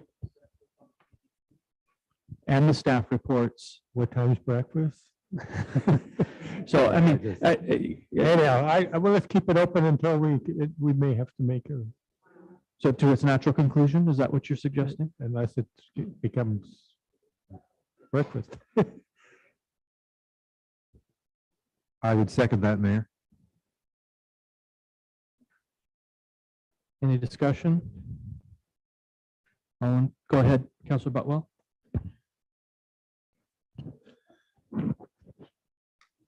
Could I make a recommendation for a 3-minute break? I was going to take a 10-minute break once we were finished the statutory public meeting, just to let, because I'm sure all these people don't care about the next two staff reports. They're here to say their thing on the Elgin Street condominium thing, and then they're all going to want to go home. They probably all wanted to go home an hour ago, like the rest of us, but here we are still. So yeah, I will take a recess when we're done. Anything further on the motion? All those in favor? Being none opposed, that motion's carried. Over to you, sir. Thank you very much. Sorry, I'll try to be brief. I missed the first quarter of the Monday night game, so. Here. My name is Shannon Paget. I'm a resident of 40 Price Street East. So I'm talking, sorry, can you hear me? Can you hear me better now? I've never been accused of being not loud, so. My name is Shannon Paget. I live at 40 Price Street East. A recent brand newer build, semi-built by Paul Quick. I moved into town 3 years ago. I'm a CPA and I'm getting towards retirement age. 33 years of business experience in tax, financial management, et cetera, so I can say a little bit about the finances of it. Everything that's been said so far, I'm not going to bore people with the details. I agree with everything that has been said. Wholeheartedly, people have spent thousands of hours on this. I haven't. I've spent 10 maybe, so I'm not really qualified to comment on a lot of this stuff. But there's a few things I would like to draw to your attention, really more to illustrate to iron home that these are significant issues from a lot of us, even a person like me. First of all, by way of background, my children are Aboriginal. So when I read that archaeological report, I was surprised and aghast, to be quite honest with you, that this is a what do you call it, pre-contact area. These artifacts go back over 1,400 years, people. Okay, from what I read on the assessment, and again, it's just very brief. It started with one artifact. By the way, it's pottery. That means people were living there. That means people were eating there. They only went down, I think, 25 centimeters, something like that. What's down 50? What's down 100? We don't know. So from there, they would go to the next part of the assessment. They go to the next level, they find 5. So now we go from 1 to 5. Then the archaeological people say, okay, well, now we have to do a stage 4. They go to the developer, what's he going to say? Oh, it's instrumental. I can't stop. We have to continue on. That's exactly what we're going to do. So he wants to continue developing while this area is partitioned off and the archaeological people do their work. Lord knows what are they going to find. What I'm trying to say here is that all through the report, the planning doc, or the submit to the planning document, I can't remember what it's called or whatever, the report that the proponent put forward says that they're not premature. It's clear that this whole thing is premature. I am not anti-development at all. I rely on it. Okay, I get it. But clearly, from what we've heard, the traffic study is incomplete. Clearly, the ecological impacts are incomplete. They haven't been studied. Clearly, the environmental impacts have been washed over, to say the least. They're incomplete. The bottom line is, if we're looking for an out here and looking for potential future growth, I would suspect or suggest respectfully, that you go back to the developer and say, submit a proper plan. This is pie in the sky. They're going to put what, hundreds of, not hundreds of millions, in my estimation, this is probably going to cost, I don't know, I'm guessing $20 million, something like that. They're going to do, it's a huge windfall. As an accountant, I can tell you, and I won't bore you with the details, but the setbacks that they want, it's all to increase the profit, people. We all know that, we understand that. It's to get, the setbacks go from whatever it was, 6 meters, 10 to 3, the back setbacks go, the forward setbacks go back. So I won't get into all that kind of stuff, but just on a personal note, I'm going to be overlooking, me and my neighbor right beside me, we're going to be looking at these units. We're 5 feet above them. They're going to be putting burbs and whatever. What are these things all about? What am I going to be looking at for the next 30 years of my life? Well, I'm going to be looking at hills. Am I going to be looking at a chain link fence? Am I going to be looking at people gawking? Like, you know what I'm saying? Like, has anybody thought about this? Like the impact, the people are going to have to deal with this. At the very least, the zoning is only, I've only been around 3.5 years. There's nothing higher than 2 stories. Why are we letting a 3-story? Why are we even contemplating a 3-story? It doesn't make any sense. I have no problem with 2 stories. I bought a semi. Very expensive. It's worth a fair amount of property. I'm also worried about my property values. I'm also worried about, and I haven't studied the floor plan, but when I saw what I saw tonight, which was the first time I saw it, that to me looks more inducive to a rental unit. I raised this at the planning meeting a year and a half ago or whatever, because I've seen these things. I've seen these condominium develops as a tax account. Big money comes in from Toronto. We have a couple of schools. We got a school in Belleville. We got Loyalists. We got Kingston, the college in Kingston. We got universities.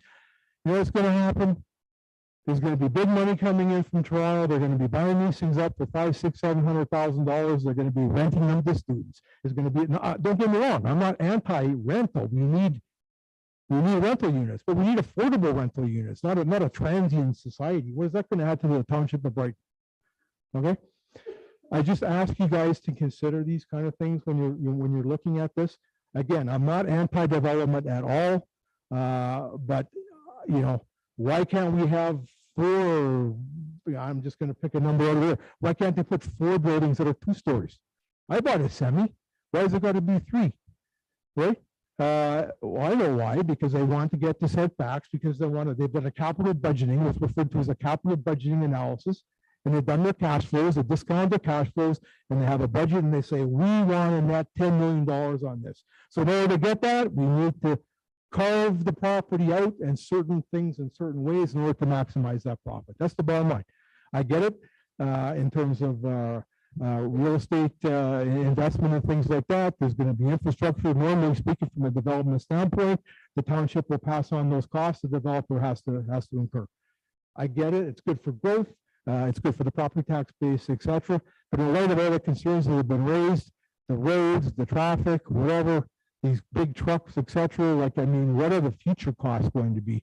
You guys better take a big bond, not $1 million bond that you don't enforce, which tends to happen in residential type condos development. You take a bond, $500,000 bond, $1 million bond or whatever, and then 9 times out of 10 the townships or the municipalities don't even enforce them. So you got to be prepared to stand up to these people. If they fight, so be it. But let them come back and prove that they've met the proper guidelines.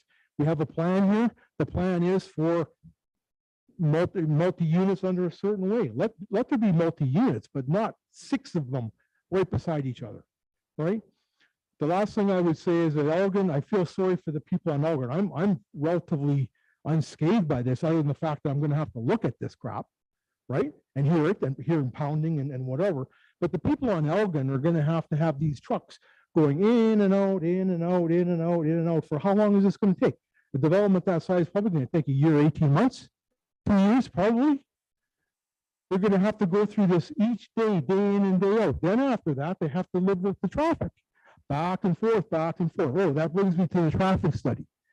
That's been eloquently explained. I won't get into the details of that. There's a couple of places that were missed there. The traffic study was based upon a 50-kilometer as I read it, a 50-kilometer speed.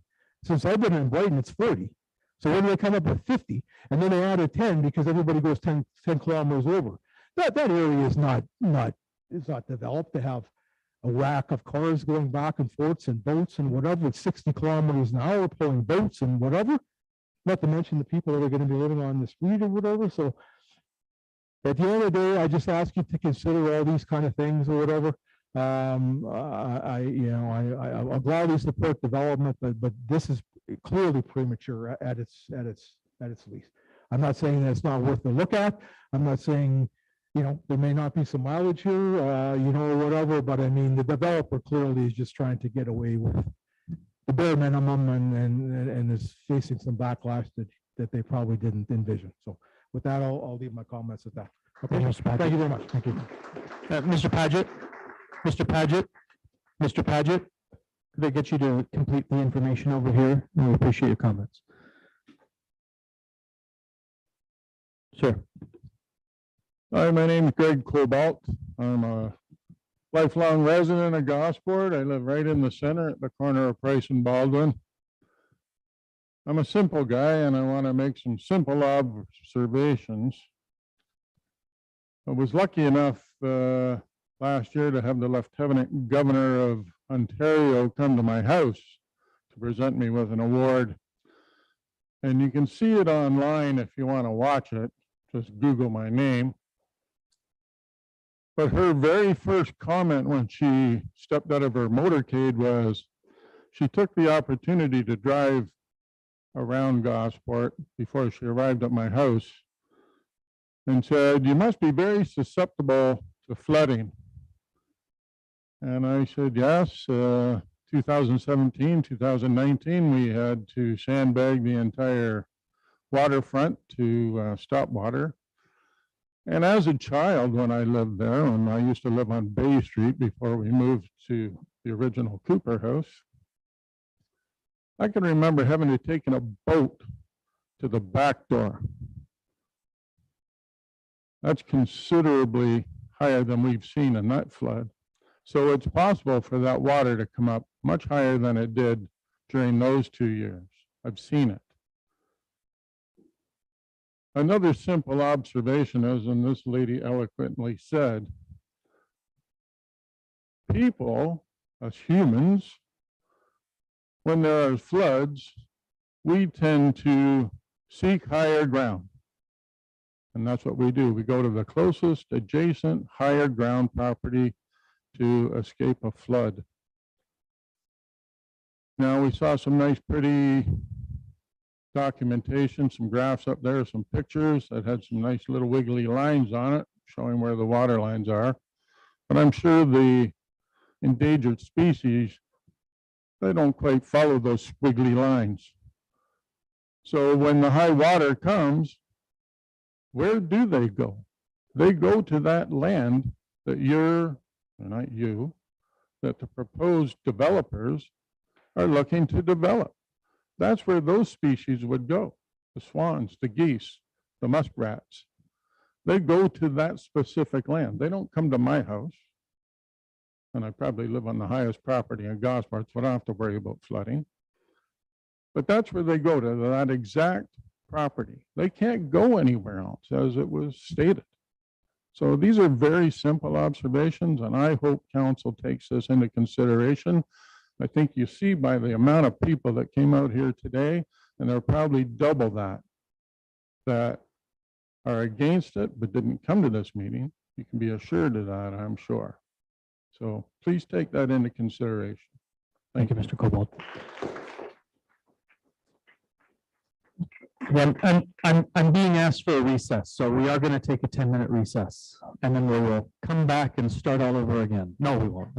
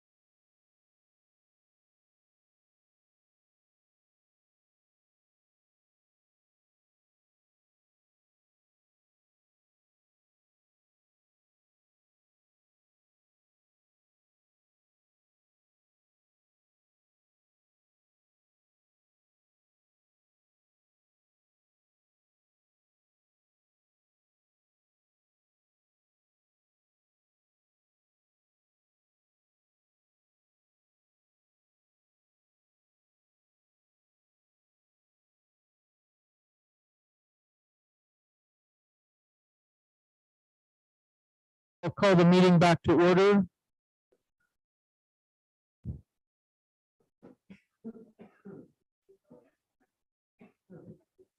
Oh, thank you.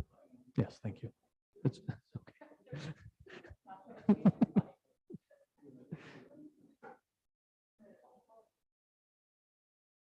And we're good with the quorum. We'll just wait for the deputy mayor to come in when he comes in. Go ahead.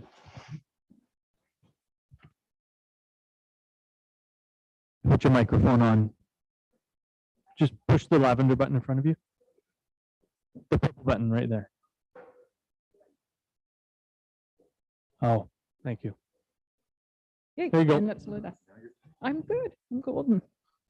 One thing I did not hear mentioned yet that I did want to bring up is that we have concerns that the developer did not use the most recent floodline map from the Lower Trent Region Conservation Authority from 2020.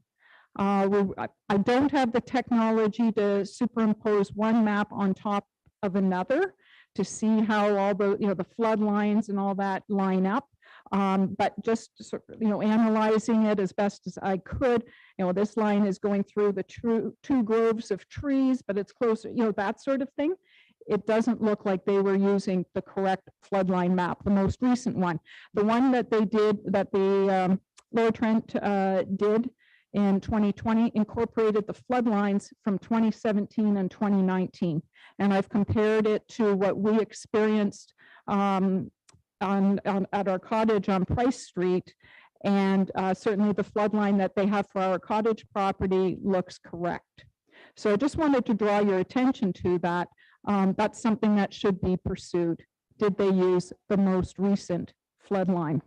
Also, one thing I wanted to mention, it's hard to tell now with not so many people here, but it was really gratifying to see that we had such a huge turnout, and not just from Gosport. I saw a lot of people in the crowd from Brighton, a lot of townies. And so it's not just a NIMBY situation. It's not a don't do this in my backyard. It's the people in the town who are concerned about the environmental impact, about the ecological impact, can't think of the word, the pre-contact pottery that's been found, and making sure that the lands are treated respectfully and that the history is treated respectfully. This is what people have come here for. One idea that I really liked was Mike's idea about maybe looking into doing a land swap with the builder and municipality taking over that property, and perhaps putting in a tribute of some sort to the people who fished in the area. That would be a tribute to the indigenous people who came through here, who lived here, and it would also be a tribute to some of the settlers in town who fished, the Quick family and so on. That is what I would love to see happen with that property. And I think that takes care of everything I wanted to say. Thank you. Okay, we have a dwindled crowd. Sometimes that happens when you call a recess. Is there anyone in the public? Pardon? Yeah, well, it's bedtime for everybody. 10 o'clock, I've missed the whole football game. Ma'am, Hello. go ahead. I'm Mary Ellen Jones. I did live on Elgin. I then Baldwin, and then I moved to Price, to my uncle's home. I live at the top of the hill over the park. I have water running continuously in my sump pump. And I lived on Elgin at the very end at the hill, what they call Audrey's Hill, which is my mother. They say there's no water that comes up there. Well, I'm telling you, that water comes up just about to Ada Rose's house where the new homes are, closer up by Christie's. And it's swamp. It's black mud. I've been in it, believe me, up to my knees. They all sink in that mud. And the animals down there, you can hear them, you can see them. And I don't think they have a right to do. They have no right to go on that land and ruin it with houses that don't fit in. So I'm not a speaker, but that's how I feel. Thank you, Ms. Jones. And we'll get you to fill out the information there if you don't And mind. my mother was a Cooper, so they were fishermen. So all of them. Gosport My uncles. royalty. Yes. Gosport royalty is what you're telling us. Anyone else from the public who wishes to speak this evening? Next meeting, we'll be speaking again.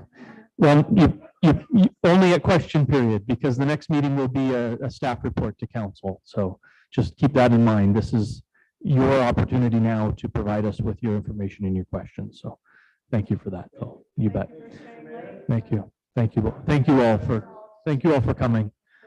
I just have a quick question then. You're taking down a lot of information. Could you use sorry, Ms. Labonis, could you use the microphone? Thank you. Sorry. I just want to ask, how do we get hold of that round of information? You're going to do a big report. Do we get to see your report? The report that will come to council as a recommendation? Yes. Will be a public document, yes. Okay, and can we listen in at council meeting just online as a You regular meeting? absolutely may. Okay, so we have. Assuming the technology works, yes. Well, in Gosport, we don't have a lot of bandwidth, so our technology works less than yours does. There you go. Thank you. Deputy Clerk, do we still have anyone on Zoom?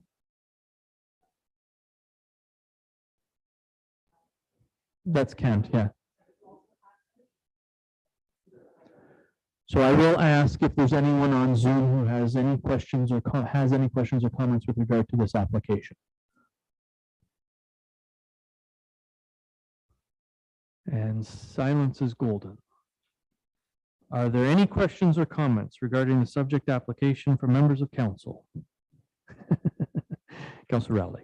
Thank you. I just want to make a comment, and I made the comment to a few people who were in the gallery earlier, and it's too bad that most of them have left, because we need to compliment them on their presentation tonight. Well put together, well thought out, and certainly for those of us who want to keep our minds open on developments like this, I appreciate the hard work that they've all put into that. And, you know, not to be, I was a little ambivalent. We've sat through some of these over the years and they haven't been maybe as cordial and as friendly.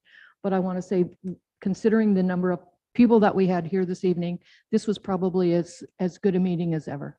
For the size of the meeting and the number of people in the room, it was an incredibly cordial meeting. I agree. Yeah, thank you for your comments. Councilor Wielden. Thank you, Mr. Mayor. One thing that I have not been able to find in the environmental impact study or the other summaries is it does mention that some mitigation for wildlife has been suggested, but it doesn't say what it is. So I'm wondering if we could find out what kind of mitigate. Like I was thinking about like bird-safe glass for development or permeable pavers for water flow. Pollinator gardens that required for the condominium corporation, and you know, just anything to make something that's right next to sensitive habitat actually not be totally off limits to creatures. But nothing was actually mentioned in terms of what they thought of mitigation. So I don't know if I just missed it, but I'd like to see that as well. Thank you. Anyone else? Councilor Wright. I have a couple comments. Well, question one is, will there be a stage 4 for the archaeological assessment? Can that be enforced? Like you can't just dig everything up and dump it in a spot and make them dig through it. Mr. Warren. Through the chair, if it's required under the 1 through 3, if it requires a 4, I believe they have no choice but to provide a 4. Okay. Number 2 is I would like to comment a little bit further on one particular bird that Doug McCrae mentioned, the king rail. I've had the unfortunate pleasure of seeing a king rail, and it happened to be dead on the side of the road of Presqu'île Parkway. The king rail is an endangered species, and it has the unfortunate habit of being a low-flying bird when it's going over land to get to its fishing habitat. So that's why this bird was dead on the side of Presqu'île Parkway. It was attempting to cross from the marsh into the open water and got nicked by a car. while Gosport is fairly low key right now in terms of traffic, the traffic impacts going in.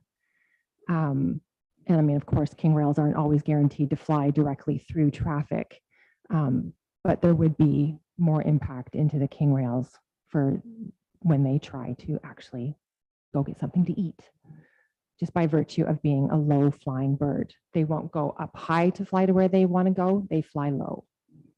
So I just wanted to make that comment. Thank you for that. Any other questions? Councillor Freitas? Is there a possibility of getting perhaps a more realistic traffic impact study, recognizing the time of year that it was done and the COVID conditions? Yeah, I think what we would do is depend on our peer reviewer to advise if the traffic impact study is in fact valid and good. And if not, I think we would then go back to the developer and say redo it. Because what we don't want to do is impact the taxpayer to do an impact study that is essentially should be the cost of the developer, right? Is that fair? Is that correct? Yeah, thank you. Anyone else with questions? I have a couple. I will come back to you, Kent, I promise. Thank you. When did the municipality receive a completed application? What was the date?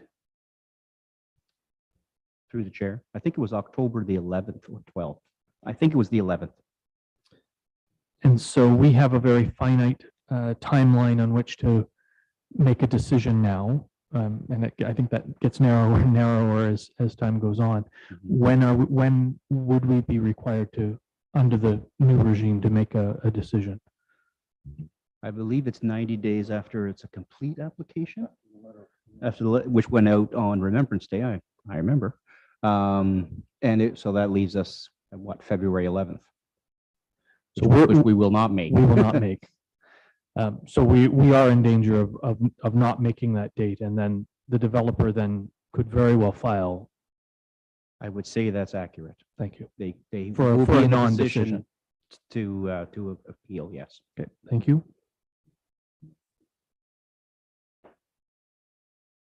There were a lot of questions about what happens when people ask questions and why haven't they received answers. I understand the process, but I guess a lot of people don't. I wonder if Mr. Walsh or Mr. Warren, you could explain what happens to those questions, where they go, and how they are answered, even though they're often not fully answered. Through the chair, what we would normally do is basically tomorrow, I'd be going through the notes that I've taken and the presentations that we've received, or maybe I haven't got all of them yet, but I will, and we'll compile a master list of comments. Some of those will also be shared with some of the people who might be doing the peer review, because we want to make sure that there are certain things that are certainly beyond what staff noticed in some of those documents. I'm fully prepared to admit that. And we want to make sure that those things are at least addressed by the professionals talking to the other professionals, if you will, making sure that's available. We would also have them as part of the package that we would send back to council, like a check and balance, like a comment table that says these comments, this comment was raised, here's how it's been addressed or not addressed. So we don't just collect them and ignore them. We actually do No, something. no. That's good. Thank you. Very good. Thank Yes, you. I it appreciate passed that. on to the consultant immediately. Yeah, a lot of comments and questions and concerns about the capacity at our wastewater treatment plant, as there always are. I know we've done a lot of work with infiltration to increase the capacity at that plant, and I get that it seems suspect that every time we do a study, it seems that capacity goes up a little bit. And of course, what people seem to think is, well, we didn't like the answer, so we found someone who gave us a good answer. But we've done a lot of work in this community to ensure the longevity of that plant while we search for a solution and an upgrade at that plant. I just want, once again, for our staff to tell us that we do in fact have capacity at that plant for the developments on the books, and that as with the development on the west side of the community, likely moving forward, what we would do is say to developers, before you go, you go, you need a letter from us saying it's okay, you have the capacity.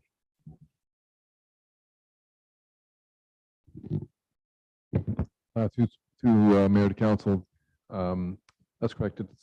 This issue came up at both open houses for this application. It was explained at each of those open houses. So here we are again. Repetition, I guess, is a good mother of good way to learn, I suppose. But yeah, so our rated capacity is, I think, 4,200 cubes per day, and we're currently sitting at 3,600 cubes. And that turns out that's basically representative of about 10 years of our building rates. If we look at the last 10 years, we have another 10 years going forward on average. And so where did that number come from? Well, the Ministry of Environment has a formula.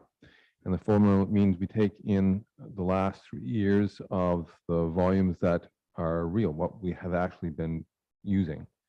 And then we put that into the formula, number of connections and other considerations, and that determines our capacity. So we just apply the ministry formula, we take our previous 3 years flow rates, average them out. That's a prime input into that formula, and out comes the capacities. Why did it change then? Well, I think maybe some user behaviors have changed. You know, we have conservation devices in our homes by way of building code now. It's mandatory, particularly with toilets. People are probably practicing some water conservation, given the rates that some water rates are. But primarily, I think it's because we had floods in 2017 and 2019, and when we start using that 3-year time frame that the Ministry of Environment asks us to use, well, that drops off 2017. That's a big flood year that gave us this artificial number. It's not from what we use, of course, but it's still the number that it gets into the system through infiltration and inflow. So a lot of those numbers improved recently because we update those calculations based on a year that didn't include a flood event. But it didn't include one of those years. So it's still fairly, I think, representative and indicative of time going forward. Thank you. And the upgrades at the proposed upgrades at the plant will not just fix the ammonia problem in theory, but also will add capacity at our plant to take us out a number of years. Is that correct? That's correct. And we're not really applying for a revised ECA with the ministry to add capacity, but through doing a fix and making efficiencies in the system, I think mostly through sludge management, managing the sludge, activating the sludge better, that will make will hit our parameters better, and that will also add capacity. Thank you. Indirectly. Councilor Wright. Just for clarification, because I happen to have the water thing here with me, the number is 4,600, the top end. Yeah, so I just thought that should be Thank you. important to clarify. Councilor Rowley. I'll defer to Councillor Butwell because she was waiting before me and I've Councillor already had Butwell. one turn. Thank you. A question, because something I hadn't heard before one of the reports this evening. It mentions a tree inventory and tree preservation plan being required. That's the first time I saw a reference to that. Was that required as part of the package? I believe I'd have to check back on what our letter said, what would form a complete application. Usually it is an item in the list based on official plan policies, and it's common for developers to throw that into their master landscape plan or their EIS or other documentation as opposed to have a separate standalone plan. It's something that could possibly be done as a condition to draft approval as well, but we don't want them to be aware that there are, these can be a constraining item, and it's best to do that at the time of your concept, the drafting of your concept plan. So just a quick follow-up. So that was not required as part of a complete application package, or was it? I believe it was listed in the complete application requirements. Okay, so could we make the assumption that because we have not received that this is not a complete application? Yeah. Well, we've indicated it was complete because they've got it kind of rolled into their other information. They didn't have a separate standalone plan. The consultant can speak to that directly Okay. as well. And but we have issued a letter of complete application based on the information that was submitted.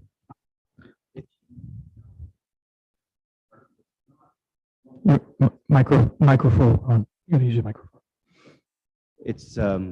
It's not usually something that it's often required, but it's usually part, in my experience, it's very often a component of the EIS, but it's just an additional map at the back or something like that. Maybe a short summary that goes with it, because it's not one of the more expensive plans to have. So I don't think it would be any trouble to make sure that it is provided. As Councillor, no, Director Walsh mentioned, it's very common to have it as a condition of draft approval, but we would want it before that, to be sure. I did not see much reference to trees. At all. Mr. Whitman? So I just want to concur what Dr. Walsh has indicated and what Councillor Wright has also noted, that rated capacity is 4,600 cubes per day. Thank you. Thank you, Director. Deputy Mayor? This is for Mr. Walsh. You mentioned February 11th being a date that we need to sort of aim to. With all the great presentation tonight, there was a lot of deficiencies or errors proposed or suggested, or that we need to use. You mentioned peer group is going to study some of this and get back to us as well. I think there's even things with the lower Trent that needs to be looked at, but there's quite a few items. And if we were going to aim for a February 11th or March 11th, does the developer need to have that all in place? Or do we sit here and say, well, we're just going by that, the presentation the public brought this forward, and then how can we make a decision based on these decisions, these items right now, or on February 11th if we step it up? We can't. Well, so where does it go? Director? Normally, as long as things are progressing at a reasonable pace for reasonable purposes, to my experience, a developer isn't really motivated to do an appeal because they know these issues are going to be real in front of this council or real before a tribunal. The issues aren't going away. And it's probably better to have some sense of opinion from council before going to tribunal. So I think to answer your question, we're going to go through our process and address issues that we've heard and go through those stages that Manager Ron Warren has indicated, and present these issues to the proponent and ask them to address them. Follow up? So rather than us be under the gun and do this poorly and not follow up on all that, somehow we need to understand that we're not going to be breaking the rules or whatever because of those pressures. That everybody's on the same page here. My question was not to put pressure on anyone. My question was to alert everyone that we are under the gun from a provincial planning regime perspective that, quite frankly, I think is unrealistic. Generally, not just for this particular. Yeah, I'm going to go to Councillor Rowley first, and I'll come to you, Councillor. Well, thank you. You're welcome. But the deputy mayor took most of my concerns away, but that's what my concerns are too. Where will we be after February 11th? I hate to see this, as you say, end up at a tribunal and we get basically penalized for a non-decision. Well, so we're not going to be penalized, and as long as things move forward, you're pretty sure that the province is going to kind of just work with us for the next little while to get this done. Well, it's not the province. Well, whatever it is. It's up to the developer if they want to file an appeal based on a non-decision.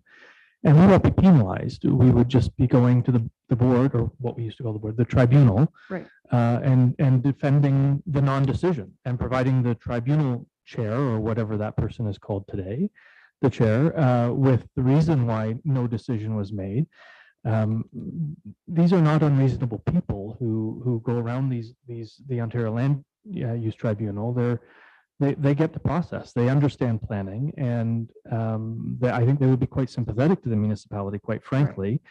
And at the end of the day, that chair would have to rule on the non-decision and provide a ruling to our planning department and our municipality as to how to best move forward with this developer. Okay, so it's just not as concerning as maybe I might have made it out to be then. It's not concerning, but it does take the decision making away from this body. That's all. That's all. And puts it into the hands of another public body called the Ontario Land Tribunal. Right. That's Yeah. all. And I'm not saying it's going to happen. I just wanted everyone to be aware that with the shrinking timelines under the new planning regimes, we are all under the gun to do things faster, and that's not necessarily reasonable. No, you're right. All right. Yeah. Thank you. Director.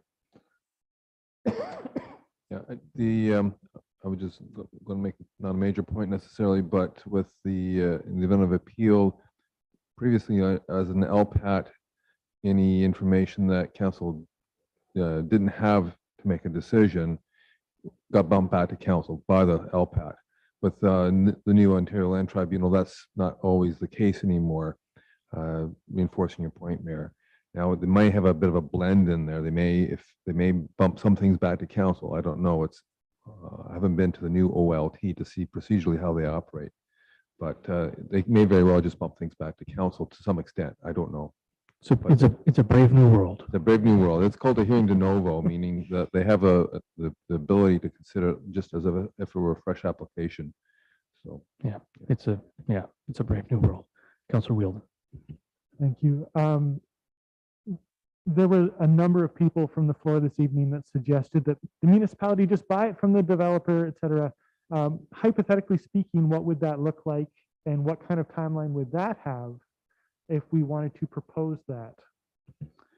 I would suggest maybe you bring that up tomorrow. That would be a good starting point for that conversation, because that's a budget meeting.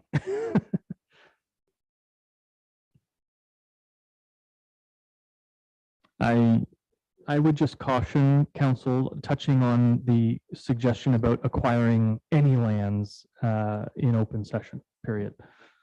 But let's just leave it alone for now. Any other questions or comments from members of council? There was a comment about accessing these lands through municipally owned property. Can anyone enlighten me on this?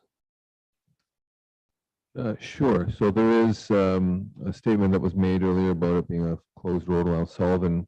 I don't know if it's actually closed or not. So I have a note here to follow up. It did get raised in the open houses. I did look up that information before, and it still, to me, appeared to still remain as a road allowance. Not an open road allowance, but still a road allowance. Measure twice, cut once. I'll verify that. Thank you. But I can picture the mapping in my mind, and it still said Sullivan on it still. So I'm pretty sure it's still a road allowance. It wasn't delisted as a road. It's just an unopened road allowance. And presumably at some point, given the character of the architectural survey and archaeological survey, somebody will be in touch with the local Indigenous community to have those discussions with them. I don't want to white people this one, right? I mean, if there's through the chair, unless I'm mistaken, there's been some discussion at Curve Lake with the study already. Good. Absolutely. Perfect. Thank you. All right, last chance, council. We're good. Mr. Randall, any final comments? Yes, thank you, Mr. Mayor, and I hope you can hear me. I'll go in closer here. I'll be brief. I've taken a lot of notes and written down all the comments, or try to summarize them as best I can.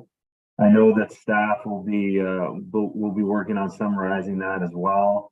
And we'll provide our response. As I noted, this is an ongoing process, so we're happy to provide response. responses to these comments. There's a lot, most of them I believe that we can address as soon as possible. We can address fairly quickly. And I think a lot of them, and I understand that, you know, we heard a lot of, there was a lot of analysis of the reports that happened.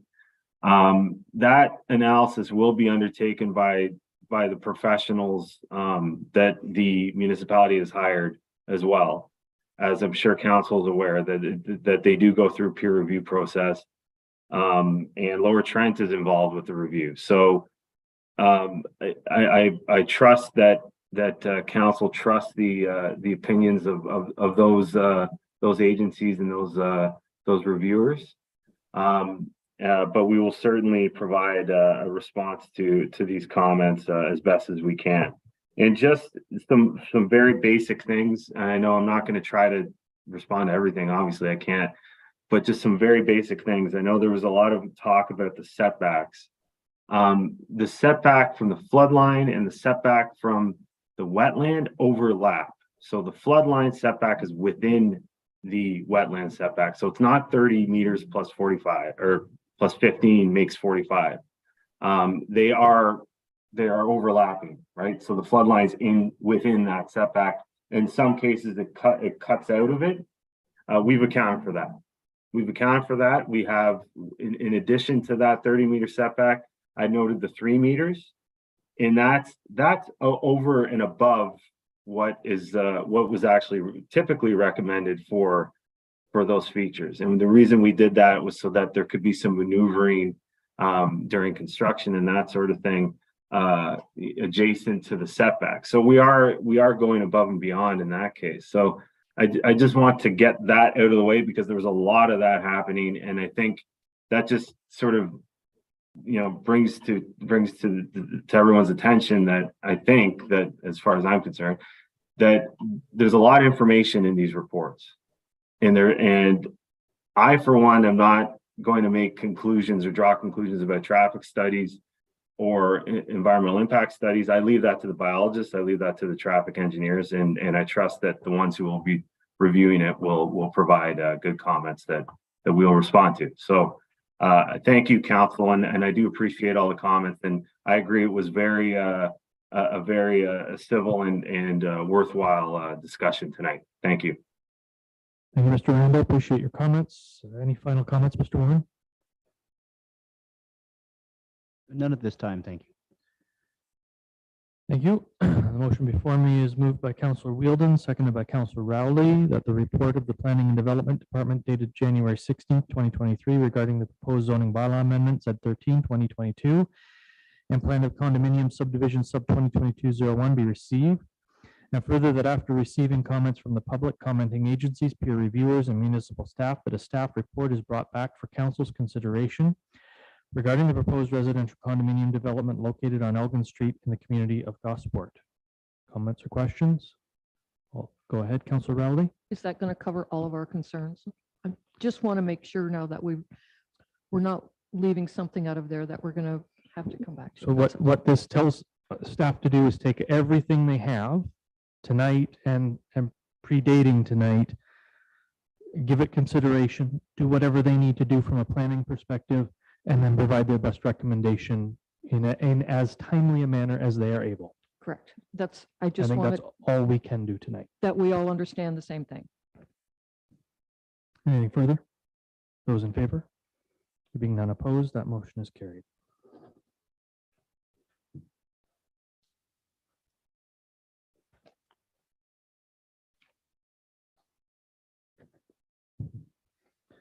I have a motion moved by Councillor Wright, seconded by Councillor Wheeldon, that council move out of the statutory public meeting January 16th at 10:30 p.m. Is there any discussion?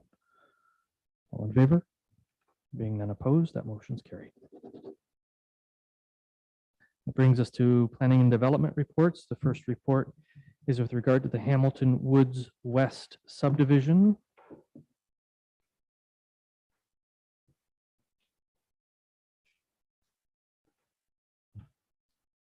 Director Walsh, we've read your report. Do you have anything to add or highlight, sir?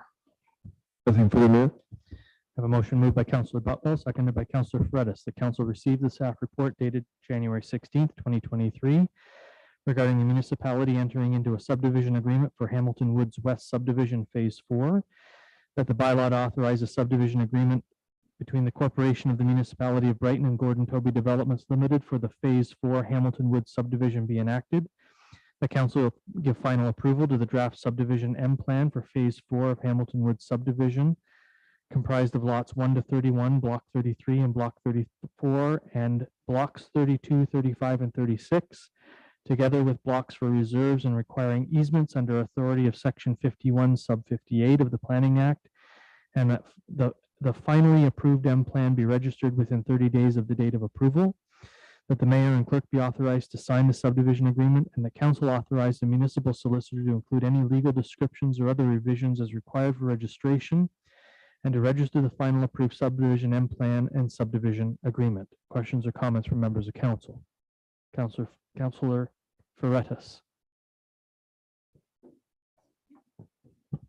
Through the chair, thank you.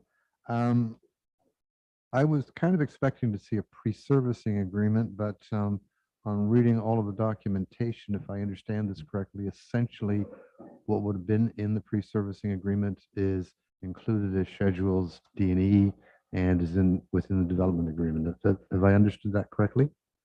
Director? Through the mayor, that's correct. But the proponents chosen to integrate the pre-servicing and the subdivision agreement into one package, which historically has been normally the case until relatively recent years. So where a pre-servicing agreement tends to do underground works and the subdivision agreement to finish that off on the surface works, this will do both underground and surface works. Thank you, Councillor Wielden. Just based on what we just went through, you're absolutely sure that we should do this? Are you being sarcastic? Or do you want to? I apologize. I receive your recommendation and I trust your work. Thank you. Councillor Wielden's getting a little punchy. Councillor Butwell. Thank you very much. It is kind of the witching hour. Are any of these units earmarked, or is there a suggestion that any of these units might be affordable units? Director? No, well, I shouldn't say no. I'd have to go back into the original draft approval. So the draft approval was done like 2016 or something, and this is not a new plan. So I think during that era, that if you were including some smaller units, some bumped up density in the form of townhouses, that would be representative of something that would be more affordable, and that was accepted as a contribution toward affordable housing stock. So this has 32 single detached plus towns plus semis for a total of 46 units. So I think the affordability would be in the towns but I realize today that even towns aren't very necessarily affordable, but in the day, I think it might have been viewed that way. Well, thank you. Anything further from members of council? Councillor Ferretis. To the chair, thank you. Question. My recollection is when Harbor Point Pond was expanded, some of the silt and stuff from the bottom of the sand, the pond was taken to that area for dewatering. And the concern at the time was that there was residual arsenic because it was formerly orchards, and pesticides back in the day had arsenic. The test results came back and indicated that arsenic was within the acceptable levels, but they found another component, dibenzanthracene, that was above the prescribed limit. And as some of this soil was brought to that site for dewatering, the question is, when the quality person or inspector is overseeing any fill that's brought in, will they also be doing soil testing and examining to see if this dibenzanthracene exists there at levels above the prescribed level? Director? To the mayor, so we had during the questions about the Harbor Point Pond sediments and its management, we did bring in a qualified person to review the situation. They did eventually give us a sign off that it was okay. And the subdivision agreement has a fill management plan provision in it, or multiple provisions, a whole section. And this is something that is relatively new that we begin to put into subdivision agreements. This be maybe our second or third time. So yeah, we have what's essentially equivalent to the new fill excess fill regulations in the form of provisions within the agreement. So there will be a qualified person involved in the import or of soils here. Thank you. Anything further? All those in favor? Any opposed? Motion's carried.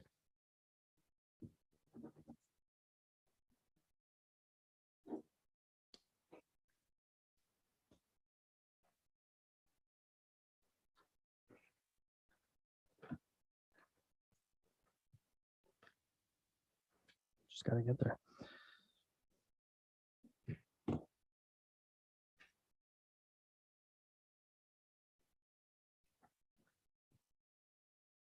The next is with the assumption for public use of roads and related above and below ground services, specifically Rosalind Estates Subdivision Phase 1. Mr. Gooding, we've read your report. Do you have anything to add or highlight, sir? Through the mayor, no, I do not. I'll just add to is something council may have not met me before is I was on the ball like Bob and brought a name tag. So I'm John Gooding, the manager of capital infrastructure. Thank you, John. I should have introduced you. I apologize. I have a motion moved by Councilor Rowley, seconded by Councilor Wielden, that council receives a staff report regarding the assumption of public use of roads and all related above and below ground services and utilities for Rosalind Estates Subdivision Phase 1, and further that council enacts a bylaw to assume for public use the roads and all related above and below ground services and utilities, including transportation, water, sanitary, and storm, excluding the stormwater treatment facility infrastructure specifically identified in Registered Plan 39M 851 Phase 1 Rosalind Estates Subdivision, and further that if required prior to the mayor's signature, the municipal solicitor and the director of planning and development be authorized to make minor revisions to the assumption bylaw as may be necessary to address refinement of attached schedules or to reflect legal descriptions, block numbers, etc. And further that the municipal solicitor be directed to register the assumption bylaw at the Northumberland County Registry Office and have the authority to revise the bylaw so far as is necessary for the purposes of registration. Questions or comments from members of council? All those in favor? There being none opposed, that motion is carried.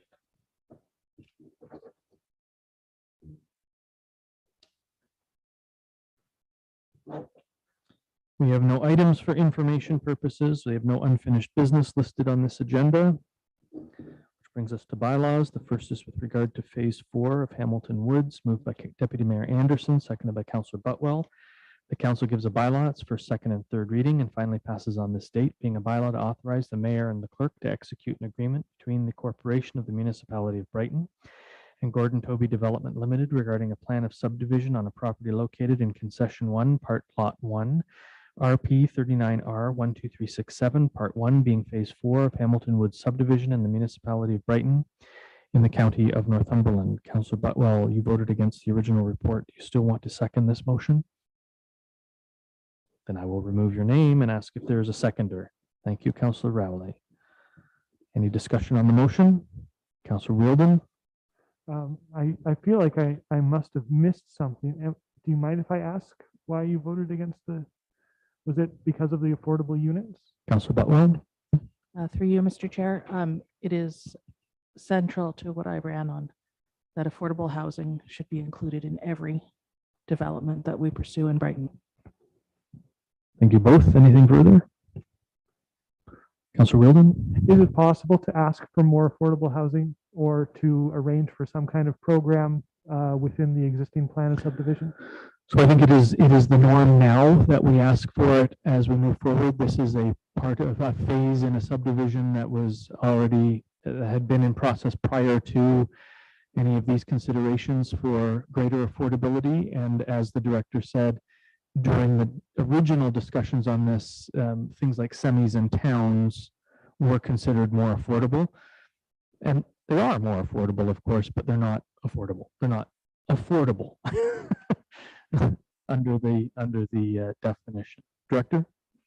I'd just like to point out that these homes will be eligible for second units and third units now. So, and we have a new CIP. We still have to get it finally approved by the county, but it's imminent. We're having discussions. A new CIP set of policies that include some affordable housing grants or loans towards second units. You know, like bringing a basement apartment up in terms of fire code and things like that. So there are some incentives there as well. So I'd be surprised if some of these don't have a second and or third unit. Yeah. Deputy Mayor? So do these fall under our 10% or 15? I think it's 10% rule. If I think that was part of another subdivision. That was the one on the other side of Ontario Street, I know, Director? but That's correct. We've only asked for that. We've only introduced that draft approval condition for the last two subdivisions. This is a subdivision that was given draft approval at a much earlier date. the Before only reason I ask is you mentioned that they could be added on. Yeah, our zoning bylaw has been updated to be more articulated in terms of additional dwelling units.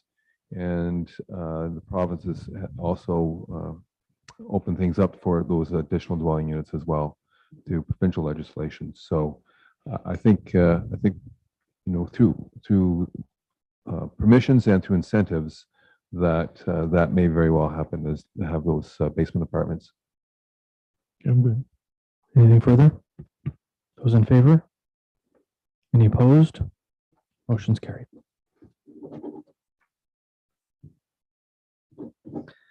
Next bylaws with regard to the Assumption Phase 1 Roslyn Estates subdivision, moved by Councillor Rowley, seconded by Councillor Wheeldon. The council gives the bylaws for second and third reading and finally passes on this date.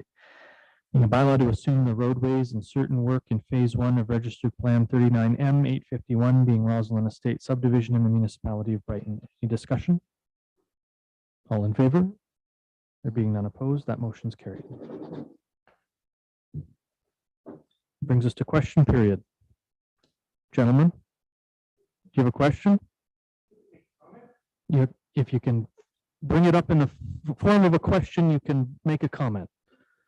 And if you can't figure out how to do that, talk to Mr. Green. Trying to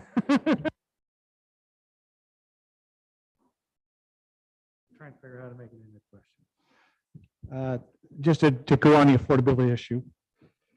Your planner here is awesome, by the way. He works hard on getting affordability into town, and I work hard with him to get affordability into town. So one of the things we've done in Phase 2 is we've turned all of our semis into secondary suites. When you do a secondary suite with plan intention in mind to do the fire separation as part of the construction, it's a lot easier. So we're doing some exciting stuff. We're doing secondary suites with separate entrances, with separate parking spots, with walkout in the back. Because one of the things we learned from COVID, if you can't get outside, it sucks. So the people in the lower level are actually having a walkout to patio in the back. So I've got these coming up in Phase 2. We've got 2 units, one of which is sold almost. And I'm going to be inviting all of you to come and see it because I think it's exciting stuff. And so as a verbal between Paul and I, I'm doing all my semis in Phase 4 as secondary suite. So we're working hard on that, and then in the next section to address affordability.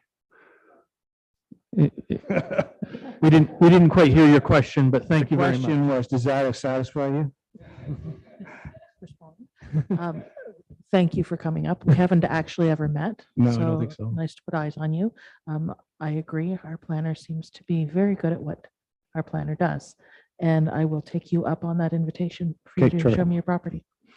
It's like a loving around here. It's ridiculous. Any other, Mr. Phillips, do you have a question? You're good? Can I go home now? That's a good question.